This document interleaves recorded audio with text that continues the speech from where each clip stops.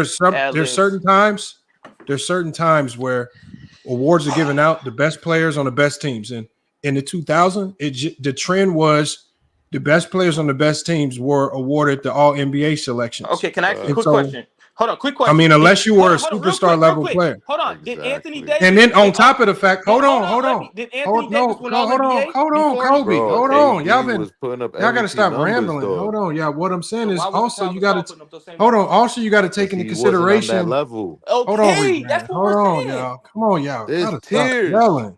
Go ahead, Y'all just be talking, man. All I'm saying is you're also talking about the power forward position in the 2000s was the most crowded position in the league.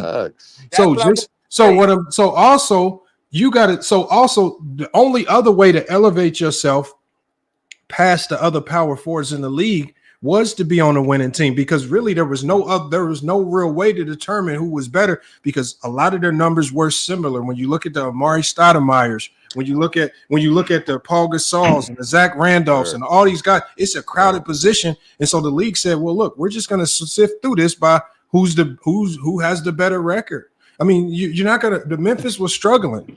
They were a struggling team, but let's not act like Paul Gasol was not on his way in Memphis. Let's not pretend. To do with Paul this Gasol was on his way.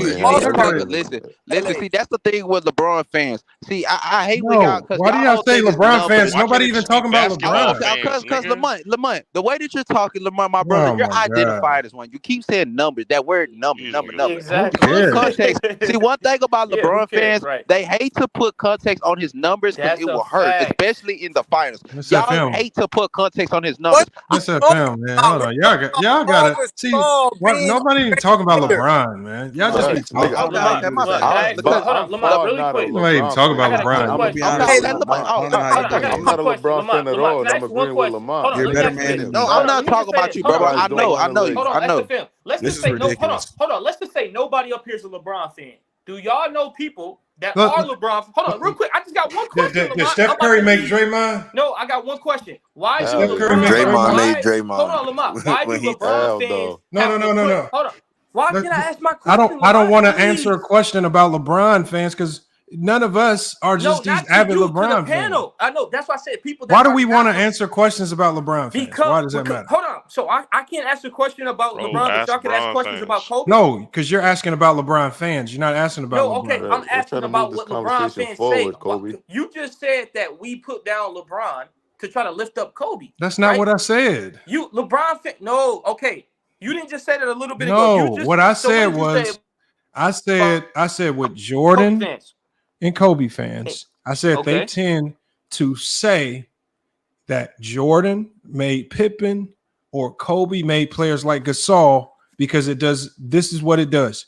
It diminishes what those players did. I didn't finish what you were saying. Hold on. I don't understand what you're saying. It diminishes what those players did as individual players, so you can add and boost up those guys as individuals, and you can make it sound or seem as if those guys got to the mountaintop by themselves and everybody else was just there for the ride. No, Lamont, the hard truth is those players are not remembered without Michael or Kobe. Scotty is not remembered without Michael. And Paul Gasol is not remembered without Kobe. No, because I'm sorry. Listen, right? I don't know what he's saying right now. What Lamont is trying to say is that go ahead. Kobe, hear me right quick, right? What Lamont's trying to say is that yes, Kobe and Pau Gasol did what they did. Yes, Jordan and Pippen did what they did. But what he's saying is they try to diminish Pippen. They try to diminish Pau Gasol. Just like how earlier y'all tried to diminish Kobe by saying he was a second option. But the reason why they do that is to make them other people, to make Jordan and Kobe rise up by saying they didn't have any help. But they say that LeBron made super teams and all this other stuff. So not saying that they diminished LeBron, but they're trying to diminish Pippen and Pau Gasol like they weren't already like that. Yes, I never tried to diminish Pau Gasol. Win without Jordan. I never tried to diminish Pau Gasol. So who said he was that an all-league defender. Jordan and Kobe. But the fact is, they wasn't proven. Pau Gasol wasn't proven until Kobe, bro. That's the fact. Pau Gasol was on his way up. He wasn't even proven. He wasn't even proven to win a playoff game. The man never even won a playoff game. The man never won a playoff game. Do y'all hear me? He never won a playoff game. He never had an MVP vote a day in his career. That's the same thing for Kevin Love. That's the same thing for Kyrie Irving. That's the same thing for Chris Paul. No. Go James. Kevin Love, Kyrie, all of them have been in an MVP voting at least once. Now it's MVP voting. Now it's not making the playoffs. Now it's MVP voting. You're switching the goalposts. When was Kyrie Irving in MVP voting? In his career. When was Kyrie Irving in MVP voting? He was in the lottery when he was by himself. MVP votes. Can y'all? When has Kyrie Irving ever been in the MVP votes? But SFM, I'm confused. What are they saying that we Kobe fans do? What do we do? No, that's after LeBron. Before he joined LeBron, Kyrie was not making the playoffs. He's getting lottery picks. He's not making no MVP candidate. Kevin Love is not making no playoffs. He's not getting MVP candidates. So at 2016, SFM is lying. He's switching the goalposts. You said a proven player. Wait, no. You said a proven player has to win a playoff game. None of those players won a playoff game. So how would they prove it? I never said that. I said no. I specifically said that he just never won a playoff game before. That's all I said. I asked you what is a proven player. You said You said Paul Gasol was never proven because he never won a playoff game. That's what you said. Okay, no, I never said because he never won a playoff game. I just added that extra in there that he never won a playoff game. I never said SFM. He never won one playoff game, bro. Real quick though. Hold on. Don't LeBron fans talk about how the competition of Jordan Kobe wasn't to the level of competition that LeBron had? Isn't that something that they use? You do know that LeBron played with Kobe, right? LeBron. No, none of them. He never faced harder competition than Kobe. And his never. You've never heard that? And just like how the West was. I have a clip right here. I can email what we say. No, hold on. I can tell you that right now. Then he got to the championship. Kobe did not play tough. Y'all gotta let FYF talk. Hold on, FYF. Can I get your email so I can send it to you? I got hold on. Kobe. This is what I say. For example, I say that. Hold on. It doesn't matter. This is what I say.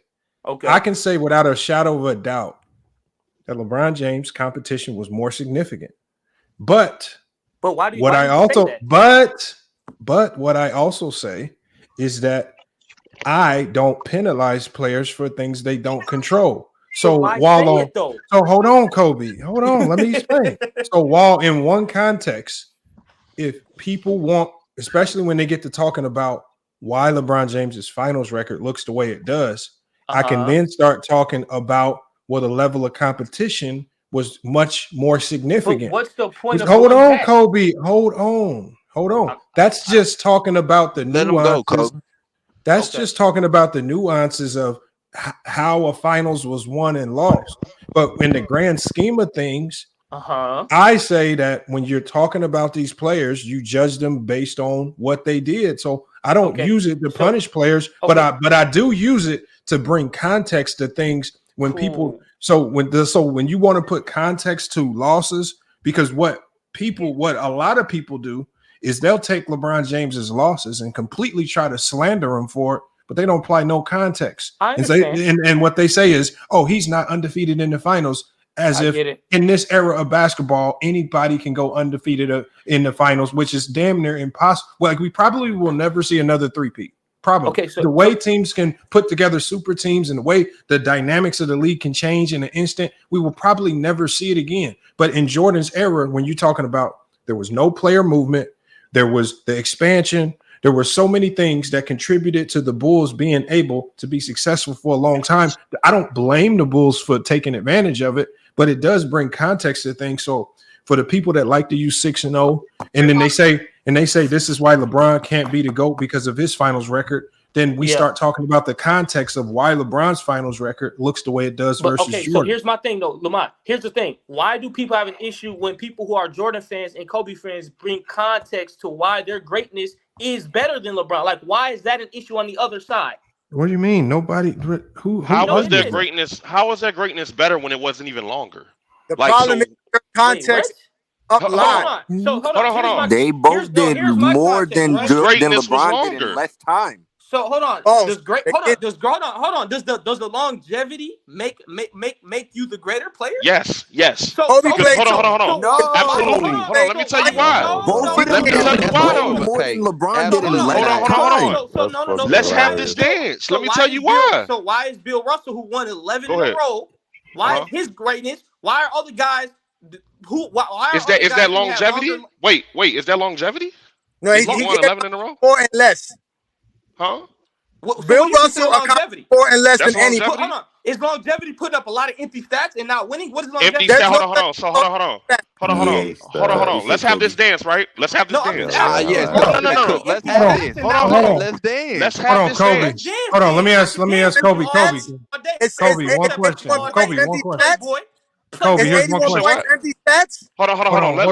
Let Lamont talk real quick. Kobe, one question. Kobe, you hooped before, right? You hooped like on college or okay? Have you ever had a coach come up to you and say, "All these points you scored are empty"? You said what? As a coach, have you ever dropped 20, 25 in a game and a coach walked up to you and said, "That 25 ain't shit. This is all empty 25"?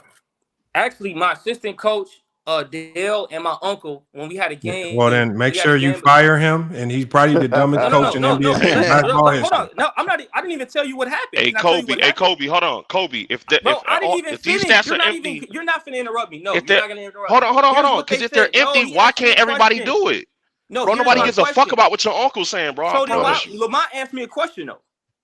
Nobody cares about your uncle, bro. Okay, so why did he ask me? He didn't ask you. He asked me. So again, he asked you about your coach, not your uncle. Yes, my coach and my uncle. Go ahead, bro. What they say? Who was an assistant on the team? Yeah. Okay, so me putting up, I think one of my biggest games was I had like 21 points. That was one of my biggest games in high school. He said it was empty.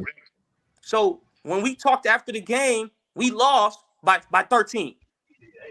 He pointed out to me the defensive assignments that I missed and how I missed guys who were open. I was just trying to get my shit off. I was missing guys, and he talked about winning basketball. He said, if you could do this all day, we can lose every single game. Until you understand how to get people involved and get back on defense, we're never going to win these games. So that, to me, yes, those empty stats and me not looking for players and not getting back on defense. That's not what empty stats are. Right. I was putting up numbers. That's all I cared about. That had no impact on winning. It doesn't matter if it doesn't matter if you have a propensity to want to score because you play like you was a this nigga scored 21 and he up here talking like he ball. Like nigga, you a fucking YMCA player, nigga. Hey, let me say something real quick, bro. This nigga career high was 21. I feel let y'all get right back to it. But this is why I give LeBron his cadence on having harder on having harder competition in the finals. I can't deny that. But we're talking for a career that you have to go through harder competition for your career. And the thing is, let me finish. And the thing is, Kobe was known in the 2000s for being the greatest West. The Wicked West was the nickname. The nickname. Defenses were statistically way better. LeBron played. Hold on. Let me get. And the thing is, from 1998 to 2016, the East had a 42% winning. That's the second lowest. That's the second lowest in SFM. That's all. Yeah, look, here's it still goes to this is what it comes down to. Go ahead. This is still not something that the player can control.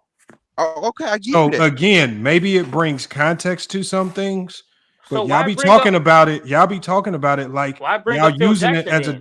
No, what I brought up Phil Jackson was because if you hold on, listen to what I'm saying. I'm just using your logic.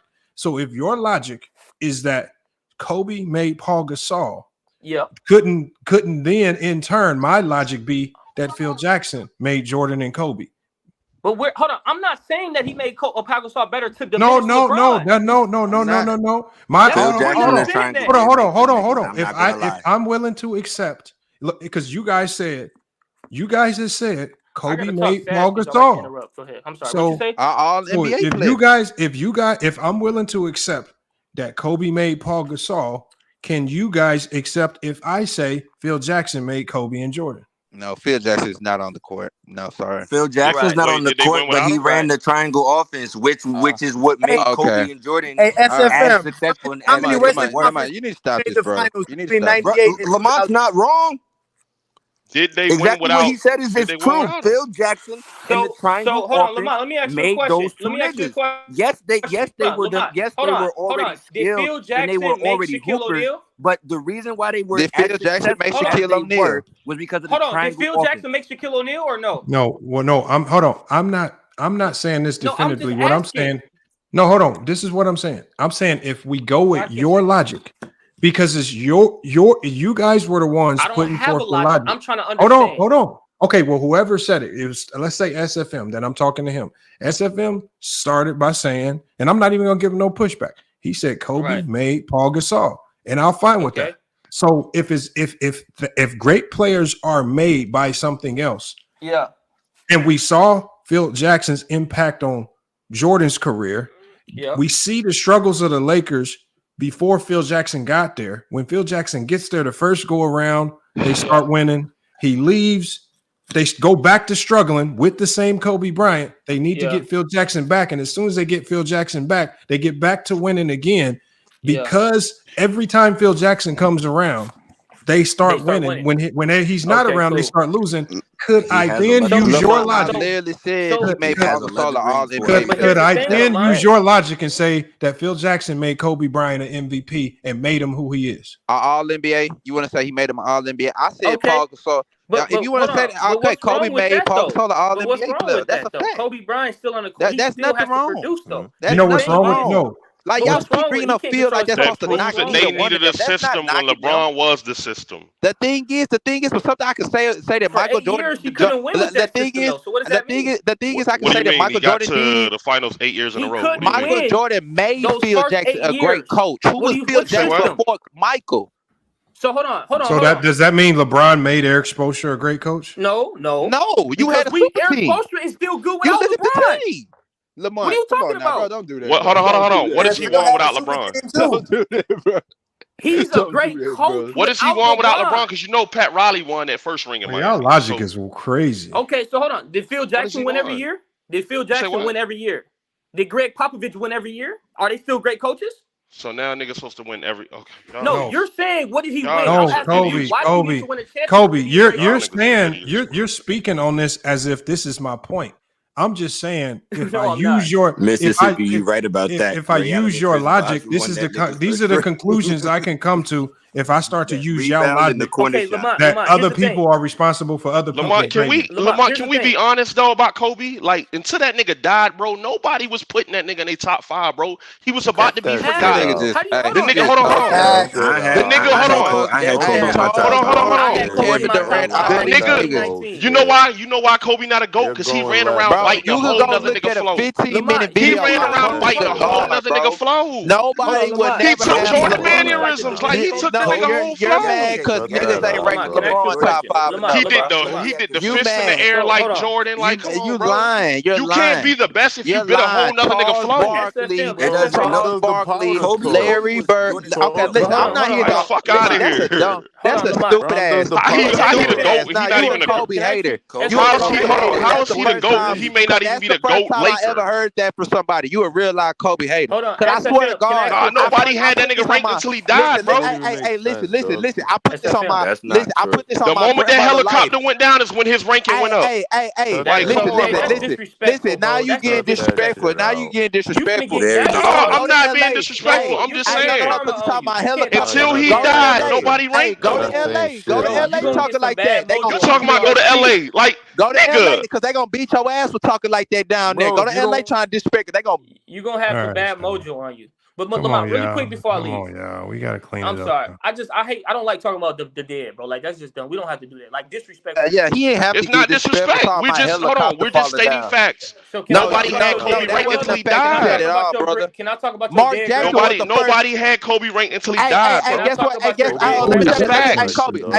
Kobe. Guess what? Mark Jackson said it on live TV in 2006 before Kobe won 4 or 5. That's a fact. Kobe is gonna go down as the greatest basketball player of all time. In front of who? Scottie Pippen, bitch. Shaq even said it back in 2015. Shaq said it, nigga.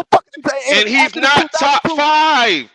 Shaq didn't start saying none of this shit till he died. That's Then not all of a sudden I Shaq feels promise to guilty. God, Now Shaq feels guilty. I can go search up anything you're saying right now. You can't be. The Listen, first time Shaq you said can't that, be the top first five time if you Shaq ran said that was in around. 2016. If you ran around taking a whole nother nigga style of play, The first you time can't Shaq be was top in shit. 2016. Everybody and their mother wants to be Curry. Let me say this. Let me say this. No, the thing is, he could take on that style. Is that LeBron didn't have Kobe ran around trying to be didn't Jordan. develop the skill set to take What on does that type of LeBron style. have to do with Kobe Kobe being ran top five, around bro? trying to be Jordan. He couldn't shoot, Hey, y'all nigga. gotta He go. couldn't make free throws, nigga. I just gotta ask Fuck one is you question, talking Lamont. I'm about, gonna go nigga? play in Chicago like him too. Quick question, Come on, Lamont. y'all. You just gotta go quick. one at a time. Hey, hold on. Okay, I just got a question. My bad, When Lamont. Hold on. But- Hold on, y'all. Let me let Mingo Jester chime in. He just pulled up. Y'all been yelling this whole time. Y'all can't. Let me just go I to just Mingo keep getting Jester. attacked, man. I keep getting I know, attacked. but it's still Wait we a just we gotta find some know, way to go man. one at a I'm time. sorry, bro. I just feel attacked, man. Go ahead, Hey, Mingo. Hold on. But let me ask y'all this question. with these What is guys, this? you're never gonna have it. Mingo But hold Justin, on. go What is ahead. this? Is this a GOAT debate? What is this?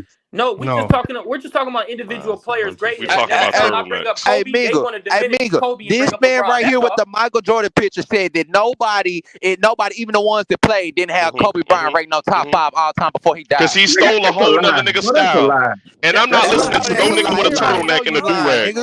That's a lie. That was a horrible Mingo statement, bro. Justin, Mingo Justin. Yo, Did Kobe people fans have are the hold on. worst. Hold on. That's let me ask you, definitely Mingo, a lie. Hold on, That's a Lamont. lie. Hold on, Mingo. That shit is sick, bro. Did they have Kobe That's a top lie. 5 before he? Bro, you disrespected the dead man. You sick. Mingo, did they have Wait. Kobe? How I Hold disrespect the dead? Dead man. How I disrespect the dead? Hold on, Mingo. Did you hear about Kobe Like being what? top 5 before he died? Did you ever hear about that? Top Yes. 5? A lot of people had Kobe top 5 before he died. That's I a don't give a lie. fuck what no That's nigga a with a narrative. turtleneck gotta say. The greatest. That's a lie. That's a narrative, bro. That's a narrative. There's a lot of guys that had So Kobe hold top on. 5. Interview. And Hey, top hold 10, on, top 5 y'all. the newest living. That's a Y'all, lie. hold on. Let's have a conversation real quick. Magic Johnson did it too. Jordan, Kobe, LeBron. Who maintained their greatness the longest? That doesn't dictate. How does it not, nigga? Hold on. So if I'm great, you're great, and he's great, but I maintain my greatness the longest, doesn't that not make me I the would say greatest? Jordan, because Jordan did more in shorter time. But real quick though, here, listen, right? Hey, bro, it ain't take Jordan years long to do what LeBron is trying to do. What Jordan already had to do. In what other league does longevity get used against a nigga? No, I'm gonna tell you. No, LeBron longevity is great. Longevity against him. Nobody using it against him. Mingo Justin, let me tell you. Hold on, bro. Hold on, bro. Let me tell you. If me and you talking about we talking about prime for prime, bro. Real quick. If me One and Kobe you, fiance at a time. My prime is in your prime. Listen, Can we just go one at a time? That's all I ask y'all. Okay, so look. It's getting wild. To answer your question, bro. Yes, LeBron did it the longest, but at the same time, we all have to acknowledge and take into account that LeBron had more modern medicine and more help. I'm not saying that the nigga was on steroids or PEDs, but at the same time, though, I didn't say more help. He just put it up there, though. He was in the same era with LeBron. Help What y'all talking Jordan about? and Kobe. But at the same time, Jordan and Kobe both did more than he did. Wait, y'all keep saying, hold on. Y'all keep saying PEDs, but y'all know Jordan and Kobe were mentioned in that same report, right? I just said that he No, didn't. it wasn't. I That's a just lie. said that he didn't. Okay. I didn't Not say in that. that I said report. he had more modern medicine. That one. Not in that report. Go ahead, though. Go ahead, bro. Because basically what y'all just said. I said he had. Y'all tell us that. Hold on. Y'all tell us LeBron is the best all around player. Like whatever the fuck that means, without saying He's not the best all around player. He's not the best all around player. So now he's not the best all around. He didn't maintain. maintain. Bro, who hold lied on. to you? You Wait. So you told us that longevity does not make a player the great. In what sport does a player play the longest, the greatest, and not be considered the more greatest? longevity than Michael. Why is he not ahead of him? Exactly. Hold on. Because you guys gave Michael the title without him really having it. Y'all do know that it's a lot of niggas that put Kareem ahead of Jordan. He has one less ring, but he had way more years than Mike. Why is he not ahead of him? Come on now. No, they got the same amount of years. Jordan is not the GOAT. He was never the GOAT. Can you answer the question? I'm trying to, bro. It's like I three other people talking. He was never the GOAT. I want the This is a good conversation, man. Hold on, but what I'm saying is there are people that consider Kareem the GOAT. Like, what are you talking about? Kareem got the same amount of rings that Jordan got. He don't have one less ring. Right. I'm sorry. So the same Kareem has 5. Don't make him the GOAT, then Jordan got 6. Kareem got 6 rings. Hold on, let me ask y'all a question. 6 Hold rings on. don't make you the GOAT. Let me hold on. Hey, Kobe, Kobe, let me ask you this question, Kobe. Sometimes more is less, bro. I'm my not question, old like Lamont. Kobe, my question to you would be: we were talking about dynasties earlier, and remember, there was a point that I can see. Are we moving the goalpost right now? No, this is just conversation, my guy. Okay, let's have a conversation. We went to like 5 different topics You tonight. see how his voice got suave? Hold on 1 second, y'all. Hold on. Let me just get to the point. All right, go ahead. So there was a point when I said, when you mentioned that the Celtics had 3 championships in the 80s, and I said, I'm not for sure if that's a dynasty. Yeah. But when I went and looked when I looked and I did the research, the first thing that I saw they went to 5 NBA finals throughout the 80s. So that means when I look and I see that there's wiggle room for me to give them credit for getting to the finals, even though they didn't win it. I credit getting to the finals as a level of greatness that could constitute elevating them to being a dynasty without a question. Whereas before, the championships, independent of anything else, I was really questioning the dynasty. I want when you talk about Kareem and when you talk about Jordan, the championships are the same, 6. But Kareem is 6-4 in the final. He's been to the finals 10 times. Do you give Kareem any additional credit for getting to the finals, or are you saying that because Jordan got to his 6 in a shorter amount of time, that makes it greater, as opposed to the overall body of work and then the work that it takes? It's not like you just start the playoffs and you're in the NBA finals. There's a lot of work that you do to get to the finals. How much credit do you give Kareem for the additional 4 NBA finals appearances? Well, he gets a lot of credit because, I mean, we have him as a top 3 center of all time, probably the best center of all time. As compared to Jordan. Well, comparing in what aspect? What are you talking about? So greatness? if we're comparing if we're just comparing great, because especially if we're comparing resumes, if we're comparing resumes, okay. So Kareem has 6 championships. He has 10 finals appearances. Jordan has 6 championships, but only 6 finals appearances. But see, when you go to MVPs, I believe Kareem has more MVPs, correct? Yeah, he got 1 more. Okay, Jordan so got 5. Kareem got 6. He got 2 finals MVPs. And so when we look at certain things like but there's other when you look at the longevity, Kareem has the longevity over a guy like Jordan. I get it. Yeah, he had 10 plus, and he had 10 years out the finals. Hold on, Lamont. I'm just saying, how do you weigh it? Because I'm saying, how do you weigh it? That's all. I'm trying to tell you. Like, I can't talk. So let me really quick. That's making my point. My question is to why doesn't more people have him as the GOAT if he's talking about longevity is the standard. There are a lot of people. One was just up here, Bees. There's a lot of people that have Kareem as the GOAT that come up here. And he won at every level. Then you look into the context. Most of the people that I talk, when he was averaging 13 I don't hear points. him as the GOAT. I didn't start hearing his last 2 championships. Hold on, real quick. I didn't start hearing the GOAT conversation until Jordan. So that's what I'm saying. He was a role player for his last 2 championships. Well, why are you weighing this? But why are you weighing all of this conversation on what other people think? No. I'm asking you what you think. You're not letting, because I'm trying to talk, bro, and you're just asking me in the middle of what I'm saying, bro. Here's what I'm saying. There's other factors than what you mentioned. The defensive end. What about Michael's defense? How elite he was. All NBA defenses. The defensive player of the year. Who did he stop on defense? No, that doesn't matter. Kareem has more all defensive selections than Jordan. Hold on. Who did Jaren Jackson stop on defense? Hold on. You're going down. Hold on. You're getting sidetracked. Hold on. Who did Cody? Hold on, Kobe. Don't let that sidetrack you. I know, but can you let them? Okay, no. The point, no, Kobe. The point is Kareem has more all defensive selections than Jordan. That's the point. Not first teams. He don't have first teams is the highest level. And he has more finals appearances than Jordan. Listen. Michael Jordan has the most first team all NBA defensive tie. First team, you have 3. Listen, you're allowed to have 2 guards on defensive first team. You're allowed to have 1 just because he made more second and third team, first team is the highest level. That defensive thing go away. That all defensive statement was horrible. The context is that there's only 1 center that can make the all defensive first team, and there's 2 guards that can make. So that's not fair. No, and Michael Jordan was the best in his position, so he made first team all NBA more than anybody else. Kareem has rebounding. titles. He has block titles. But you got He these has niggas cooking Kareem now. This is sick.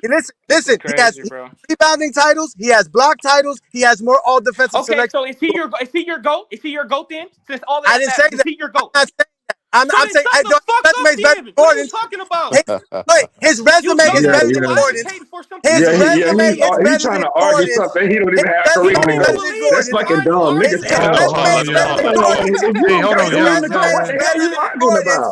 His resume is better than Jordan's. His resume is better than Jordan's. Because LeBron's my GOAT. Because LeBron has the best resume. LeBron has the best resume. That's why. Because LeBron is better than all of them. Nobody's better than LeBron. LeBron's the GOAT. He's the real GOAT. You don't know what a GOAT is. You just watch the basketball after the towels drop. What are you talking about? Hold on, y'all. This is what get lost in the conversation. And see, this is where Kobe. Hold on, Kobe. Hold on. This is what. Hold on, Kobe. Come on, y'all. Y'all just be sitting up here cussing and doing all this crazy stuff, man. Look, y'all. What I'm saying is this. Where y'all get lost in the conversation is we go down these rabbit holes using your logic. We start down this rabbit hole just simply using your logic. And when we start weighing this logic, when we just start using the logic that you guys present, then you guys start getting mad saying, oh, you be acting like us using your logic. Hold on. You act like us using your logic is our actual thought processes. But see, what happens is when we start using your logic, and then sometimes the logic puts other guys ahead of your guy, then you start saying, oh, he's not really better. The only thing you're really doing is telling us your logic doesn't really hold much weight. So hold on, Lamont. Because this simply started. Hold on, Kobe. This all started, right? This all started. Kobe, let me say something real quick, bro. Hold on. This all started with us using y'all logic. Which was what? Hold on. So I'm about to take you down there, and I'm gonna tell you how we got here. It started with us using y'all logic when you said Kobe made Paul Gasol. Then you get hold on. Then you get mad. That's why I asked you nicely. I even asked you guys nicely. I says, would it be okay then if we use that logic, if somebody is always making somebody else, is it okay if we say Phil Jackson made Kobe? Phil Jackson. But that's moving the no. Hold on, Kobe. So what I'm saying is, no matter how you personally feel about it, that's not. Hold on. No matter how you personally feel about it, if it's okay to say this guy made this guy, then you got to be okay with it, even if it impacts your favorite player. No, I'm okay with it. So and then as we transition and we start talking about all of these other stats and which stats mean more, when we started talking about Kareem, what did I do? I took it back to our dynasty conversation when I said, me and you both agreed. Actually, I said you said that you felt the '80s Celtics were a dynasty because they had 3 championships. I said, hold on, they might. I said, hold on, they might need a little bit more. And I said, you know what, Kobe? I just looked. They went to 5 championships through the 80s.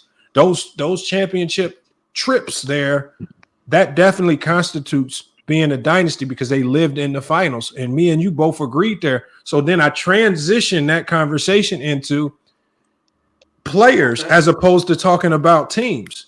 So because we were talking about Kareem and Jordan. So I said, if we take that same logic, the same logic that we both agreed on, elevated the Celtics up to being a dynasty, how does Kareem Abdul-Jabbar's 10 finals appearances weigh versus Jordan's? No, because I'm telling you how we got here. I said, how does Kareem's 10 finals trips plus equal number of championships weigh versus just Jordan's 6? How does Kareem's and when you start to measure out all the accolades, measuring out all the accolades, everything on Kareem's end seems to be more than Jordan's, and then you guys. LeBron. Okay, but I'm not knocking that. Nobody over LeBron. But hold on, Kobe. But see, the problem is, Kobe. The problem is, remember, this all starts with your logic.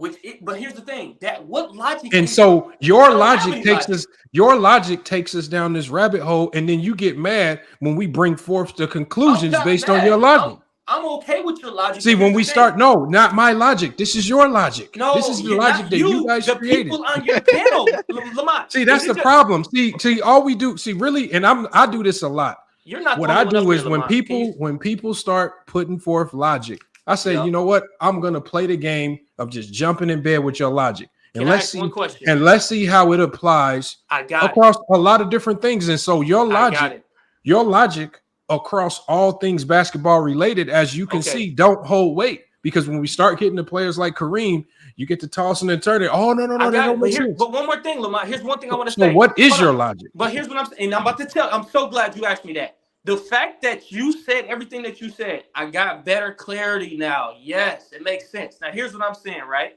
The fact that you're challenging my and SFM's logic, I get it. That's two people. Don't put SFM in there. No. Okay, so forget SFM. I'm sorry. My logic that Kobe make players better. That was just a point that I made. That's true. Okay, cool. So here's the other point. When we go all the way down that big ass, long ass rabbit hole, what about the other logic that you never addressed? Why are you only looking at one side of the logic coin and not the other side of the logic coin? These people are on these other people on your panel have LeBron as their GOAT. My question to them would be, what about Kareem's career to LeBron? Why should he be ahead of them? Okay, but hold on. But Kobe, this is the same That's question. only my logic. Hold on, Kobe. This is the same question I would pose to them if they presented that logic. See, all I'm doing is the best way to see if somebody's logic holds weight. The best way to see if somebody's logic holds weight is to apply that logic to their favorite player, or to a player that they have highly elevated. Okay, and what happens? Can we do that right now? Hold on. What happens? We're talking about you and the players that you are uplifting right now. You're uplifting the Kobe's and the Jordans, and the problem is your logic doesn't elevate them the way you think it does. It actually diminishes them. Okay, that's cool. Let's just say I think he was using my logic though. Hold on. Can we address the other person's logic too, Lamont, while you're at it? Can you please address whose logic? But who? No, Lamont. Yeah, let me tell him. Let me tell him. I'm the one that gave the logic. Call him out. So if Go ahead, bro. Call him out. But you don't know his logic though. No. Lamont, he does know my logic. I just told him. I said longevity, and he used Kareem. Okay. That's not what I'm saying. Let me finish, bro. Because you finna try to move the goalpost just because you don't want me to pin you down. I get it. Go ahead. Here's what I'm saying. When I brought up that, because I came in here off the conversation, right? Kobe, I'm saying this. Pause. I'm saying this. Kobe Bryant. Hold on, wait, I can't hear him. Stop with the trolling. Okay, y'all got it. I can't even talk. Nah, bro, talk, man. Here's what I'm saying, because y'all keep interrupting, but y'all never interrupt Lamont. That's kind of shady to me. It's his show. Why we gonna interrupt him? But Lamont get interrupted all the time. You won't give him the respect to let his guests go. Okay, so here's what I'm saying.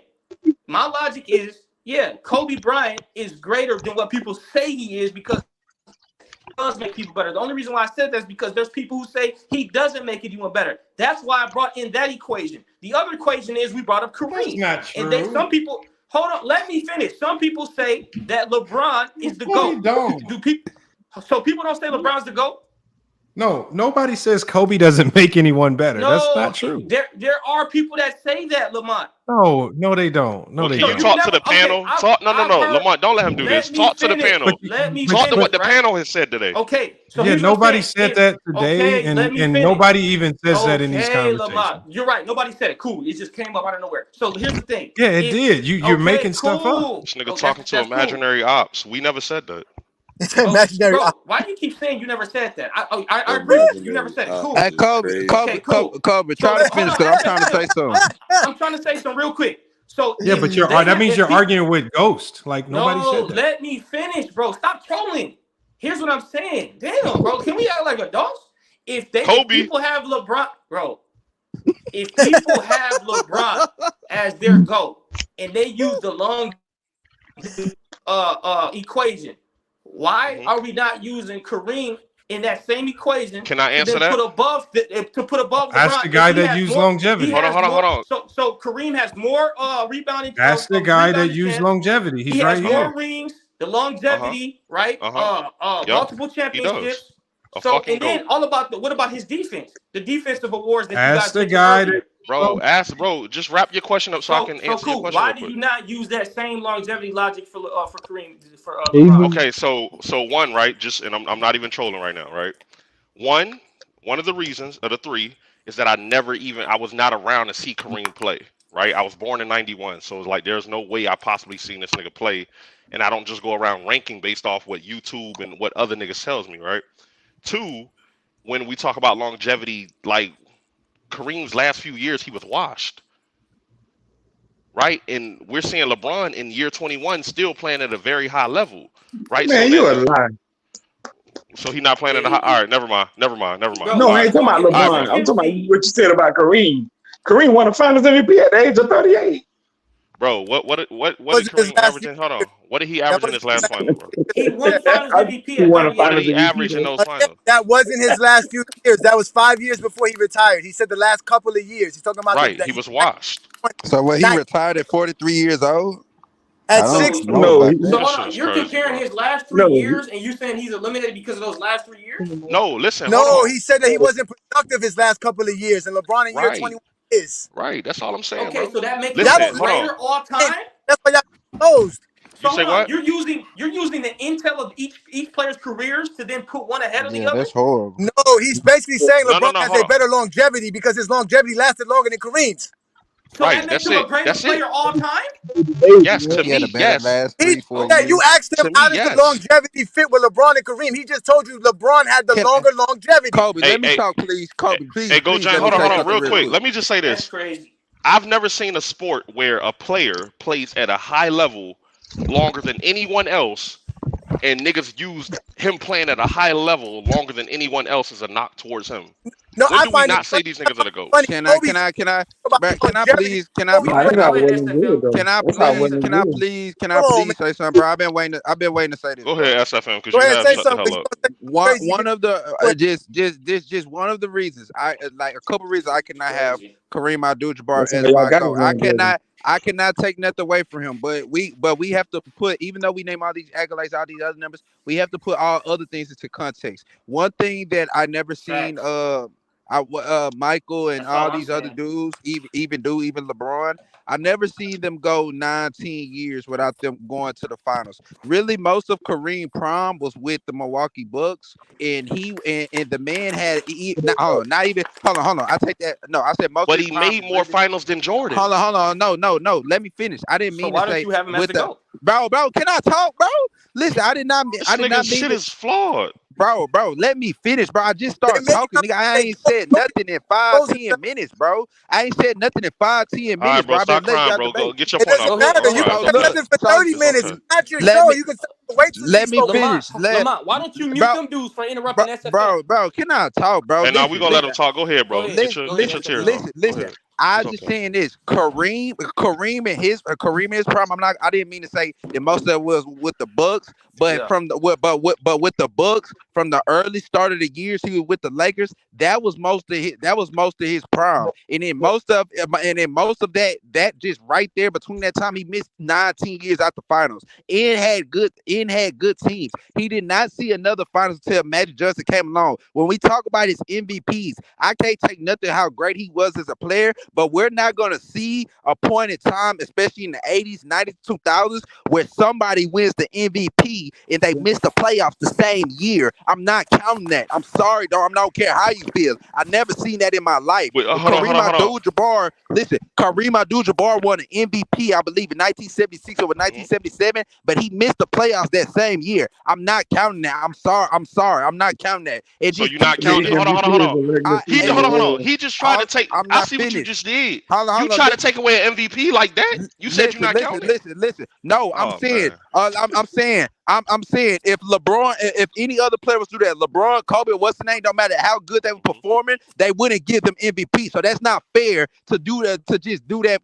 So like, you don't I'm count not it. So he doing has that, bro. 5. So he has 5. In my eyes, he has 5. So he has. In my eyes, he has 5. Kareem's ring. So he has as many as Jordan in your eyes. The bubble in my eyes, he has 5, just like Jordan. In my eyes, I'm sorry. So you taking shit away to give Jordan? This is crazy. Didn't happen. That didn't happen. I can't name a time where that happened with anybody. That happened with him. I'm not counting. Hold on. So why? Hold on. So what year did Jordan make the finals? His first finals. He made 91. 91. No. I'm saying what year? Like what year in the league was he when he made the finals? Oh, that seven. was his 7. Seven. It was 7 He was years. 7. All right, 7. So hold on. He spent no 10 years out No. finals. So you just knocked a nigga for not making the finals for 3 more years than Jordan. That's it. Just 3 years. Just 3 years. No. Listen. It's not just because of that. I just said you not only did you not make the finals for 10, you had more than y'all want to hear, man. Listen. You had more than enough help to get back to the finals. You had Norm Nixon. You had Bob. They had gave you Bob McAdoo at one time. Then after that, I'm forgetting a couple more players, but you still had listen. The Lakers had 60+ wins before the year before Magic Johnson joined that team. You already had a solid team before you had Magic Johnson. You had more than enough help to make it to the finals. They had 60 wins before Magic joined. You could have had. They were an elite team. Yes, they had 60 wins the year. Lamar, they had 60 wins. Exactly. A bunch of lies, Lamar. Wait a minute. Did Kobe, Michael Jordan, or LeBron ever win a Lamar, that's Finals not MVP? true. It's not true. I know it's not true. Their second year. It's not true. Has that ever happened? Whoa. Too many people talking. Wait, one at a time. As Kobe Bryant, Michael Jordan, or LeBron James won a championship and an MVP in their second NBA season? No. Okay, that's what Kareem did. So now why then we have to look at the rest of his career. His second year in the NBA, he was the league MVP. He won Finals MVP, and he won a championship. Okay, then what happened to 10 years? You're just gonna lead a 10-year gap. That's not my logic. I'm using his logic. That's what I'm saying. I'm using his logic. You're not using my logic because I said the man has a 10-year about him gap. not making the finals for 9 years, but he made the finals before all of them made the finals. Go James. That won the Finals MVP, a league MVP. One at a time, man. You can't hear both Name me the NBA player that won a championship his second year and a Finals MVP. Okay, go James. I give you that. But like I said before, I said that Kareem. Hold on, y'all. Hold on. SFM was lying. That's why I had to mute him. He's lying. Share my screen. No, I got it right here. How many wins? The year before Magic got there, they was 47 and 35. What about the year before? The year before, hold on. The year before that, they was 45. Hold on. The year before that, they was 45. No, they had 60 wins when Magic got there. The year before the year before that, they was 53 wins. The year before that, 40 wins. The year before that, 30 wins. Okay, got it. So they were not this hellified team. They were good, and bro. They did not have McAdoo. No, they weren't. Now listen. They were good though. They were good. They were still good. Listen. Let's get this straight. Slightly above average. They weren't good. They were valuable. Norm Nixon was already an elite point guard already. But he already had an elite point guard on the team before he even got Magic Johnson. He couldn't get over that hump, bro. Norm Nixon was elite? Hold on. What's their seed? They were third in the West. What are you talking about? They were good. They were good. They weren't 60 wins though. But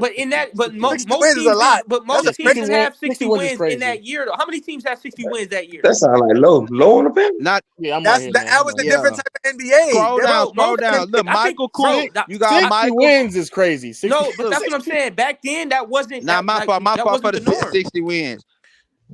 50 wins was like top tier. That was like the Come on now, you got Kareem. You got Adrian Deadly. Remember, they didn't you got Adrian Deadly. The same Adrian Deadly. The number one seed had 52 wins.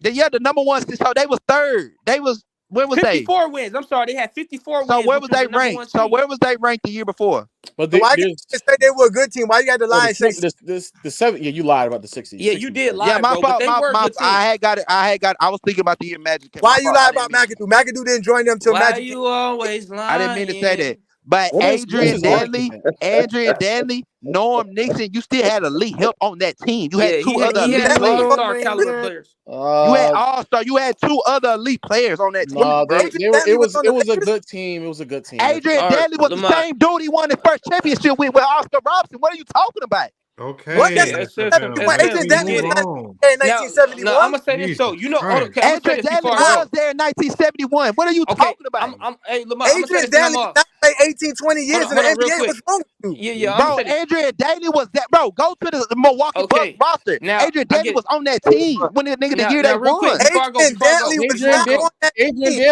bro. Click the roster. He Lamar, wasn't. We're telling you he wasn't. SFM, you are lying. Bob Dandridge. I mean Bob Dandridge. I'm sorry. Oh I meant to say Bob my Dandridge. God! I'm getting it wrong. Three times in a row, man. What is wrong with you, bro? Nah, I'm thinking of Bob Dandridge. I promise to God, I was thinking of Bob man, you need Dandridge. to go repent, man. You lied. I promise to God, I was thinking about Bob Dandridge. I was thinking about Bob Dandridge. I was thinking about Bob Dandridge. But the fact is, you had help. He had help. I meant to say Bob Dandridge, but the fact is, he had help. Hold on, Oh Lamont. my God! Stop Lamont, fucking. can you put up pictures that got black and white or that got color, Lamont? Bob Dandridge.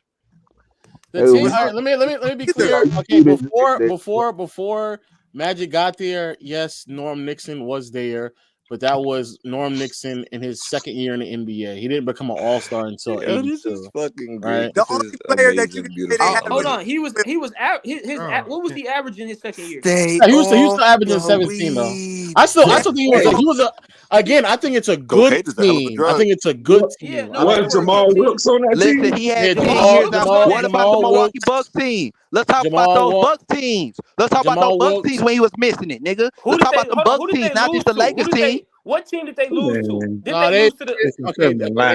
They lost in '79. They lost to the Seattle Supersonics, which was the champions. Okay, they lost to the champions. In '78, they lost to the Supersonics again. Hold on, how many games did that go back then? Was it 5 games? Just three. No, it was 3. So Kareem didn't have enough impact to take him over the hump, bro. They lost to was the he wouldn't change his game. Then they lost to the Portland Trailblazers, team that went on to win.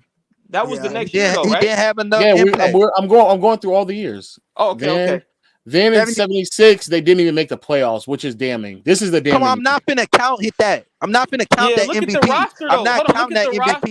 Look at the rosters. Those are good rosters right there. Look at those rosters. If we being honest, if we being honest with ourselves, any other all-time great that's literally 28 years old at the peak of their powers would be able to lead their team to a winning record. Let's just be honest with ourselves. Come on, bro. And he got MVP too. You think I'm finna count that? I'm not counting that. Only if you're a guard. Only if you're a guard, I think. But here's what I'm saying, MVP is a regular season award. Fuck that MVP. That MVP do not count that year, bro. I don't care what y'all say. I'm not counting that shit. Shaq made the playoffs every year, though. It didn't matter who. Quick question. Bro, he missed the playoffs. Who would miss the playoffs and won MVP? But they won't even give you the MVP if you in the AC now. Why would I count that? I get it, but quick question. Have you heard before, have you heard that from anybody that Kobe did make anyone better? Have you heard that before, or Kobe did make his teammates better? I've heard that people say. I don't believe it, but I've heard it, yeah. Okay, I was just making sure that I wasn't the only. I thought I was delusional. I just want to make sure. Yeah, I don't believe it though. No, but hold on, but low. The problem is in the conversation about Kobe, where nobody here said that. Why would you bring it up? Who Magic Johnson made better than? Tell me. I came up here because somebody on this panel said it. That's the only. No, they did not say that. SFM said they nobody said that. Make better. James Worthy, and Byron Scott. I think was number one. Was number one out the draft. That doesn't mean that he was going to come in. That doesn't mean that he's going to come in and be an All NBA caliber player in year 2. Okay, and it doesn't mean that Paul Gasol was going to become an All NBA player with Kobe Bryant. Paul Gasol became an All NBA player with Kobe Bryant. I agree. They make him.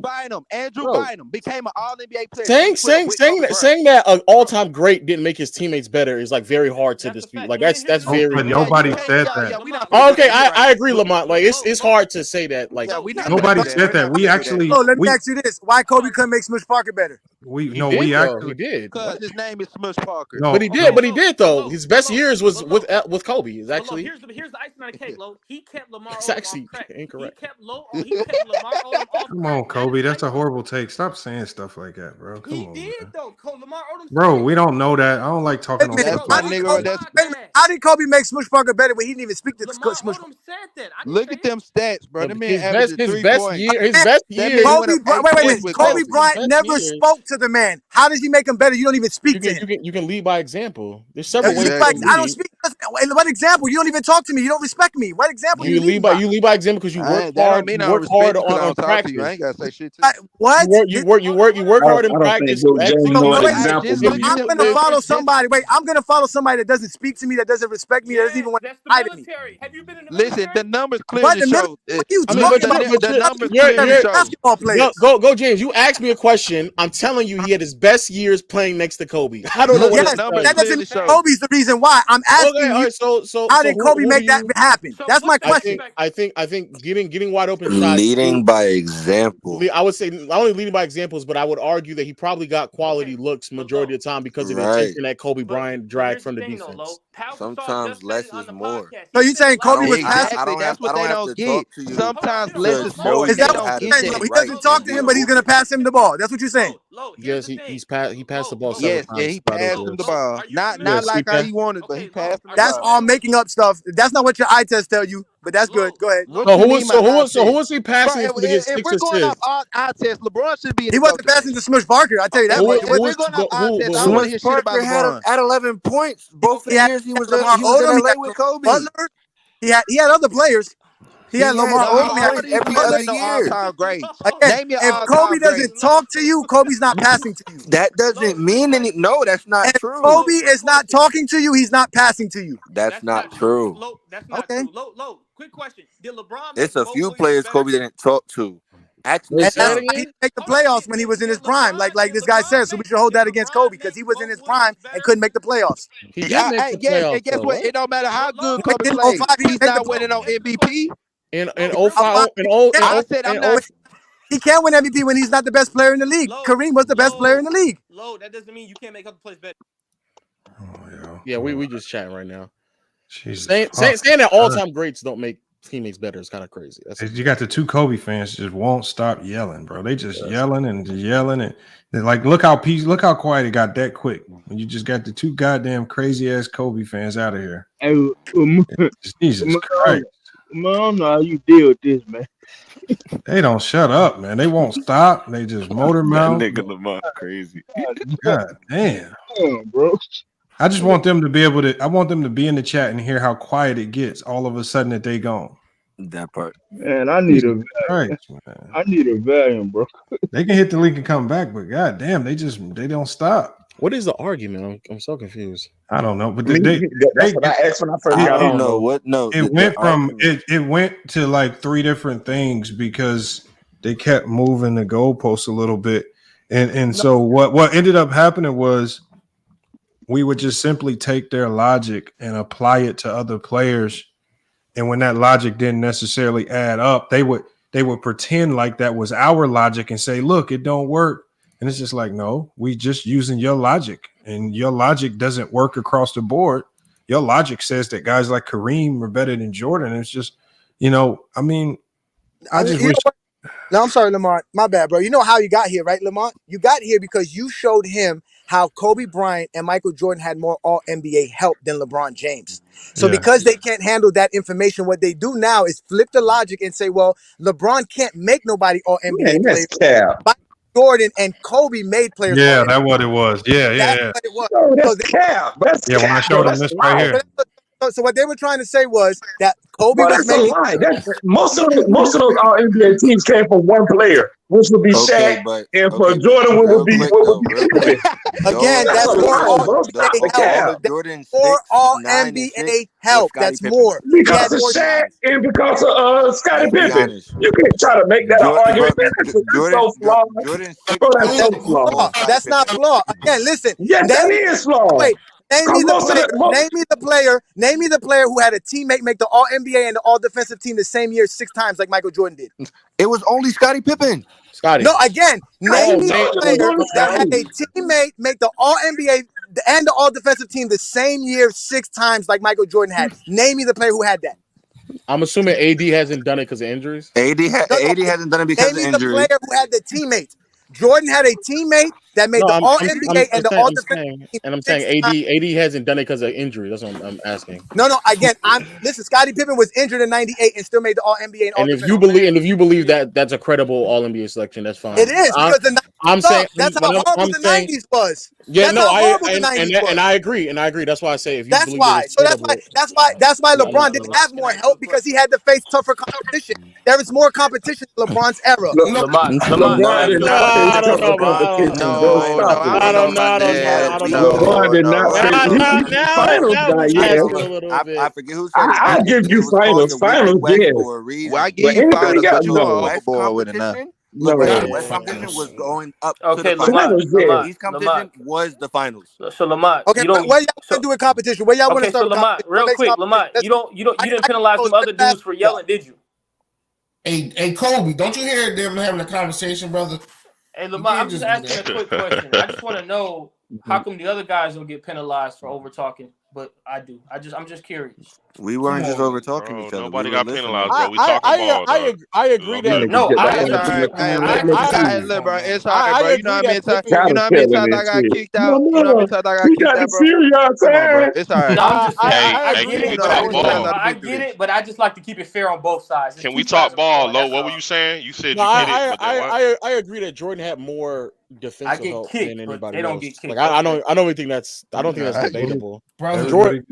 Jordan had undeniably better defensive help than anybody else. I don't think that's. Oh yeah, of course. Scottie Pippen. So low. In the era where people MVP at least once. Okay, go James. Can I ask Go James a question? Go James. Why do y'all try to penalize the '90s, bro, to uplift LeBron, bro?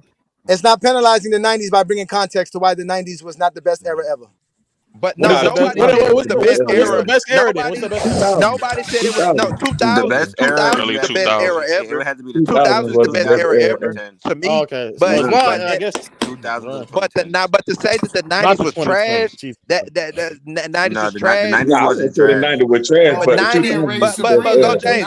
Hold on, let me say this real quick. Go James. But you have to acknowledge, and the facts is the facts, and you cannot deny this. That especially because Michael Jordan, I can't see in the '90s where I think it was one team he played with a negative record, but Michael Jordan played in the greatest East of all time. Yes, he played in the greatest East of all time. He played in a tougher East than LeBron. I know that. Wait. Yeah,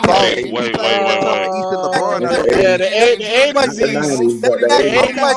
Okay, but he still played it. But the '90s. Okay, the '90s East was still tougher. The '90s East was still tougher than LeBron. The Wicked West. What made the East the toughest in the '90s? LeBron James and Michael Jordan played the most 41 win, barely above 500 teams in the playoffs. So that's cap. They played the same amount of teams. Didn't Jordan make the playoffs as a 7th seed with a 38-44 record? Yes. Yeah. Yes. Yeah, Jordan made the playoffs have a 30-win I'm talking about the '90s. A 30. The '90s East was tougher than the. What made the '90s the toughest in the East? What made the East the toughest in the '90s, bro? What made it the toughest? The '90s East was way tougher than the 2000s and What 2010. made it tougher? What made it? What made it tougher? We gotta get one mic. Jordan had more competition going to the finals than LeBron did. Yeah, that's a fact. That's a fact. That's a fact. That is a cannot deny that fact. What made it tougher? Y'all have not answered the question. Road. What made it tougher was the Jordan rules, the bad boy Pistons. You could hand check like fuck. They weren't calling fouls. Hold on. Hey, go James. That's the '80s. That's not the '90s. I'm telling you. Go James. Let's do this. Y'all always bring up hand checking. Can y'all explain how hand checking helps defensively, please? Look at him trying to sound like Lamont. No, I'm just saying. No. I'm just saying. Mingle. Listen, you gotta loosen up your turtleneck, bro. The NBA banned hand checking. What the hell is wrong with y'all weird ass niggas be worrying about what's going on with other niggas? But y'all niggas weird, bro. 1990. Think y'all niggas Richard Simmons or somebody, but y'all niggas weird as hell. Hey, bro, Mingle is okay. Mingle is okay. Y'all niggas weird, bro. It's okay as a turtleneck, Mingle. It's Bro, okay. y'all Go niggas ahead. weird is what y'all niggas is. You got a turtleneck and a Go do-rag talk to on a in the hood. female or something. Y'all chill out. Bro, why does it matter what he Legend got of winning. Let Legend of Yeah, winning. that's what I'm saying. The nigga worry about what another nigga got. That's weird. Bro, listen, you got on the talk. turtleneck and the barrio, bro. It's okay, dog. Chill. Bro, Yeah, what they do? They want you to dictate the suck, live. bro. They want to tell people who can talk, when they can talk. Nah, cause this man trying to talk. Can we talk He ain't ball? been able to Can we talk. talk That ain't ball? fair. Well, I was Go asking ahead. a question. I wasn't able to answer it. I know, Go James, but he's trying to talk to you. This man, let Legend of Winning just say. I just want to. If you asked the question, why was it? And I'm not saying it's because I don't think the gap is as significant. It is, but I think there is a gap. But up until I think 2017 or 2018, I don't think LeBron ever faced a number 1 ranked offense in the Eastern Conference playoffs. Thank you. I think that if I'm not, and I'm pretty sure that he played multiple teams that had like bottom 5 offenses, and even the team had a bottom 5 defense as well. And if I'm also not mistaken, I believe that most of the average team that Kobe played in the West was 48 wins. The average team that LeBron played in the East between like the beginning of his career to like 2017 or 2018 is 40 and a half wins.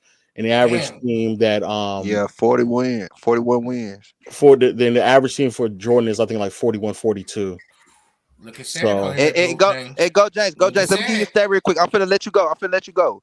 In terms of 50+ wins in the playoffs, Kobe through his career in the playoffs has faced it was 86% 50+ win teams in the playoffs. What does this all prove, y'all? Look, Jordan. Look, Jordan. Hold on. Look, Jordan. Hold on. Look, I'm finna let you finish. I'm finna let you talk, bro. I just want to say these last I know. two Go ahead. things. I'm listening. I'm listening. Jordan, 73% of the time, 50+ win teams, and LeBron, 53% of the time, 50+ win teams. I'm talking about this playoffs. Proves nothing. Can I speak now? Is it my turn? Can I speak? Nothing. Yeah, I want to. It's just all worthless. It's just worthless information. Let's start off with the fact that he said the 50-win teams is all because they want to use the teams of the 80s when Jordan was the 8th seed, and they want to they basically want to not act like Jordan being the 8th seed is the problem. When Jordan was winning the number 1 seed throughout the 90s, he was facing teams that were winning 40 games, 38 games like the Knicks in 91, and all kind of teams that were not winning a lot of games. At the end of the day, Michael Jordan always had the better record than all of those teams. LeBron James has beaten more teams in a better record than his team than Jordan ever has. So LeBron James faced more teams that had better records than his. Now let's bump to the 2000s. When we go to the 2000s, only 2 Western Conference teams won an NBA championship between 2000 and 2009. Only 3 teams made the finals in the Western Conference from 2000 to 2009. In the East, 9 different teams made the finals. 3 different teams won the finals in the East. You guys are using what the West was doing, playing against each other when it was a different league. When Michael Jordan was playing in the NBA, they were playing 6 games against the same teams because there wasn't even divisions. I think there was only like 2 divisions at that time. You would play 6 games against Cleveland. It all changed when you got to the 2000s. You started playing 4 games versus teams. All that schedule stuff is different. At the end of the day, the 2000s, right, had a better Western Conference record as far as those teams, but that doesn't mean the Eastern Conference teams were garbage because every year an Eastern Conference team run for the playoffs and making the finals. Okay, so what's your point? I want to be clear, Bro, what is your point? making the finals in the East doesn't mean that you're as good as the teams out west. There has to be a team that comes. You have no way. Has anyone said that though? Okay. I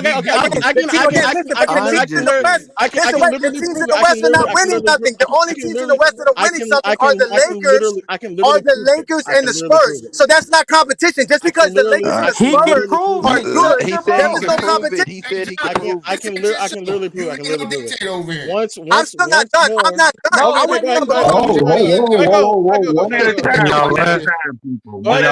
Y'all let him finish. Just let Go James finish.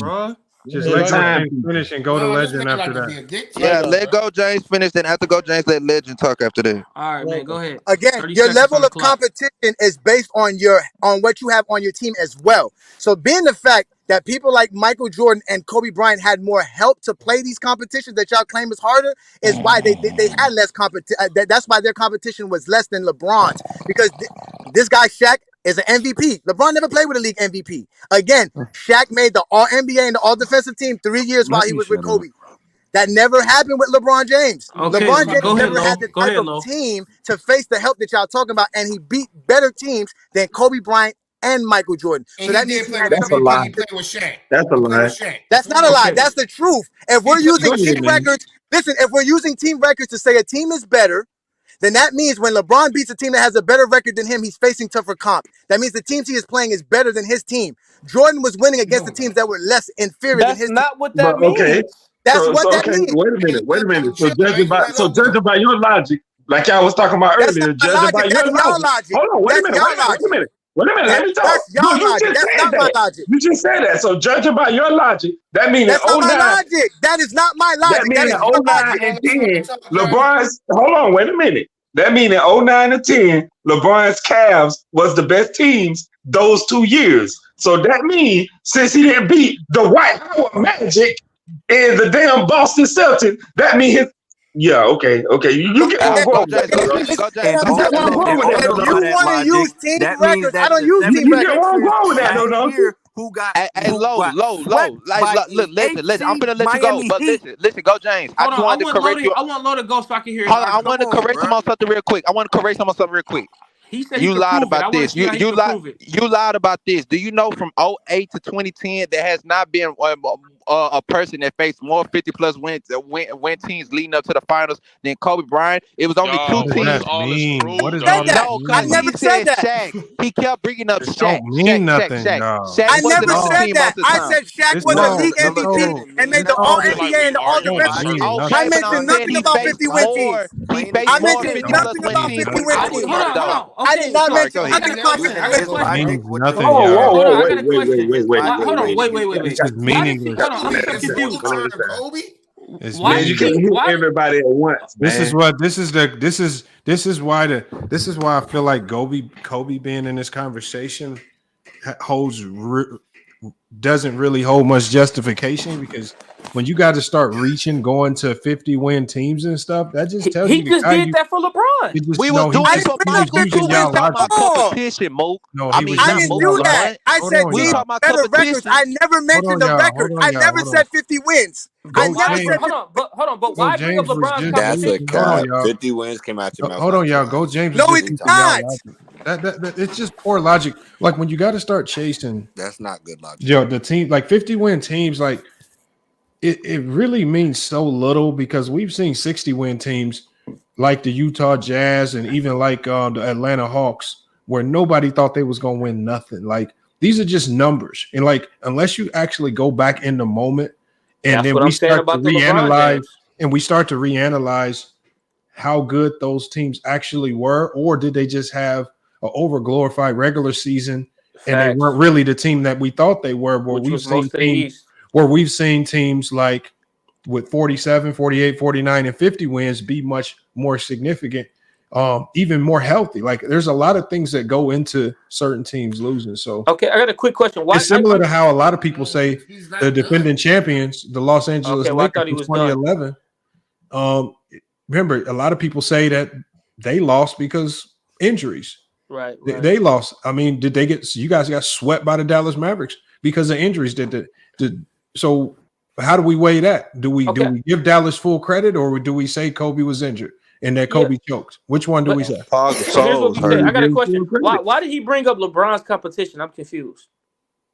Because you guys started talking about 50-win teams. I just got here. My mic's been muted. No, you guys, I mean, once you start making it messy by talking about 50-win teams here and there, you make it messy. And to me, what's the point of bringing up LeBron? Once again, that'll be like me talking about. I still don't get it. That'll be like me saying, Jordan.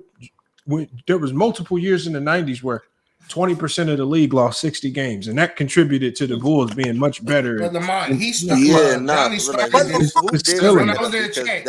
things that the players can't control.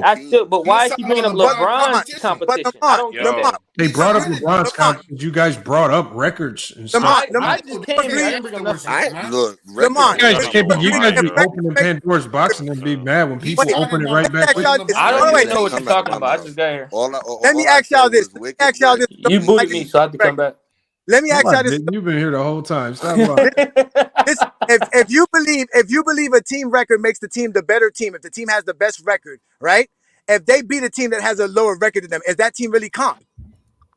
What? If nobody's giving LeBron I in a weak East, bro. A team with a better record doesn't mean you're the better team. I don't. Okay, so then why use the team record to have public competition? That's my point. No, that's what I'm asking you. That proves Why my do you point. bring that up? No, they brought that up. They brought up the So team. if you agree, then you agree that 50 No, that 50 wins Here's my argument. My argument was that Kobe. My argument was Kobe faced harder defenses in the 2000s than LeBron did. Based on what? Based on what measure? That was my only argument. Statistically, there were more. Defensive ratings. The teams that he went up against, they had higher defensive ratings in the 2000s. Like much higher than what LeBron went to, or lower. I'm sorry, lower defensive ratings than what LeBron went to in his run. That's just, who had a lower defensive rating than Detroit? Who had a lower defensive rating than Boston? Who had a lower defensive rating than Chicago? Those are some of those teams you just named. Also, those are some of the greatest team defensive. I mean, those some of those teams. But those are the teams LeBron faced in the 2000s. I know, but those are also teams that Kobe faced as well. Okay, let me just because Jesus. Kobe did not face the Bulls. That's a one team. Okay, congrats. All right, the one team that he named. I love how you ignore the other 2 or 3 that he named that he also faced. All right, the point. All right, the answer. So to answer the question, Johnny, yes, records does not tell the whole story, but it doesn't matter if you can look at records in marriage with all NBA selections that were coming out of the Eastern Conference, in marriage with how many MVP candidates were coming out of the Eastern Conference, in marriage with how the teams were ranked when it comes to what's it called, offensive and defensive rating. And you can also look at in a general sense, like how many just losing teams in general were in the East at that time. And contrast in particular to that West, it's kind of hard to even come close to make the argument that it's making the Western Conference a tougher conference because of team record and all this other stuff. When the only 2 teams that were actually winning their conference was 2 teams, is what I'm trying to tell you. You're being disingenuous. That conference is not that tough. You're comparing it to the East when they're playing against each other. They're not playing the same people. It's a different schedule. Everything is different between the Western Conference and the Eastern Conference. So how is it possible that there's well, let me ask a question. How is it possible that there was several years, even when they're playing with one another in the West, there's several years where there's like 7 to 9 teams in the West winning 50+ games? How is that possible? Facts. They're playing 60% of their games against each other. They only play against the East 30 times? It's not Johnny, and vice versa. Listen to what I'm saying. You're not letting me speak. You're not listening. You play against your division. Listen to what I'm saying. If most of the teams are playing against one another in the West, which no one's disputing that. Right. How is it possible that still there's years in the West where majority of the teams win more than 50 games? How is that possible? If they're playing against each other? I'm not denying that they are. What does that mean? Lamar, I'm gonna answer the question, but Lamar, you see who brought up 50 win seasons again? You heard this, right? You heard who brought it up? That's fine. But I'm asking the question. Okay, how is that possible? Again, you bringing up 50 win teams in the West Conference to answer the question. Better. I'm answering the question. To make them seem better than a team that won 47 games in the East is disingenuous.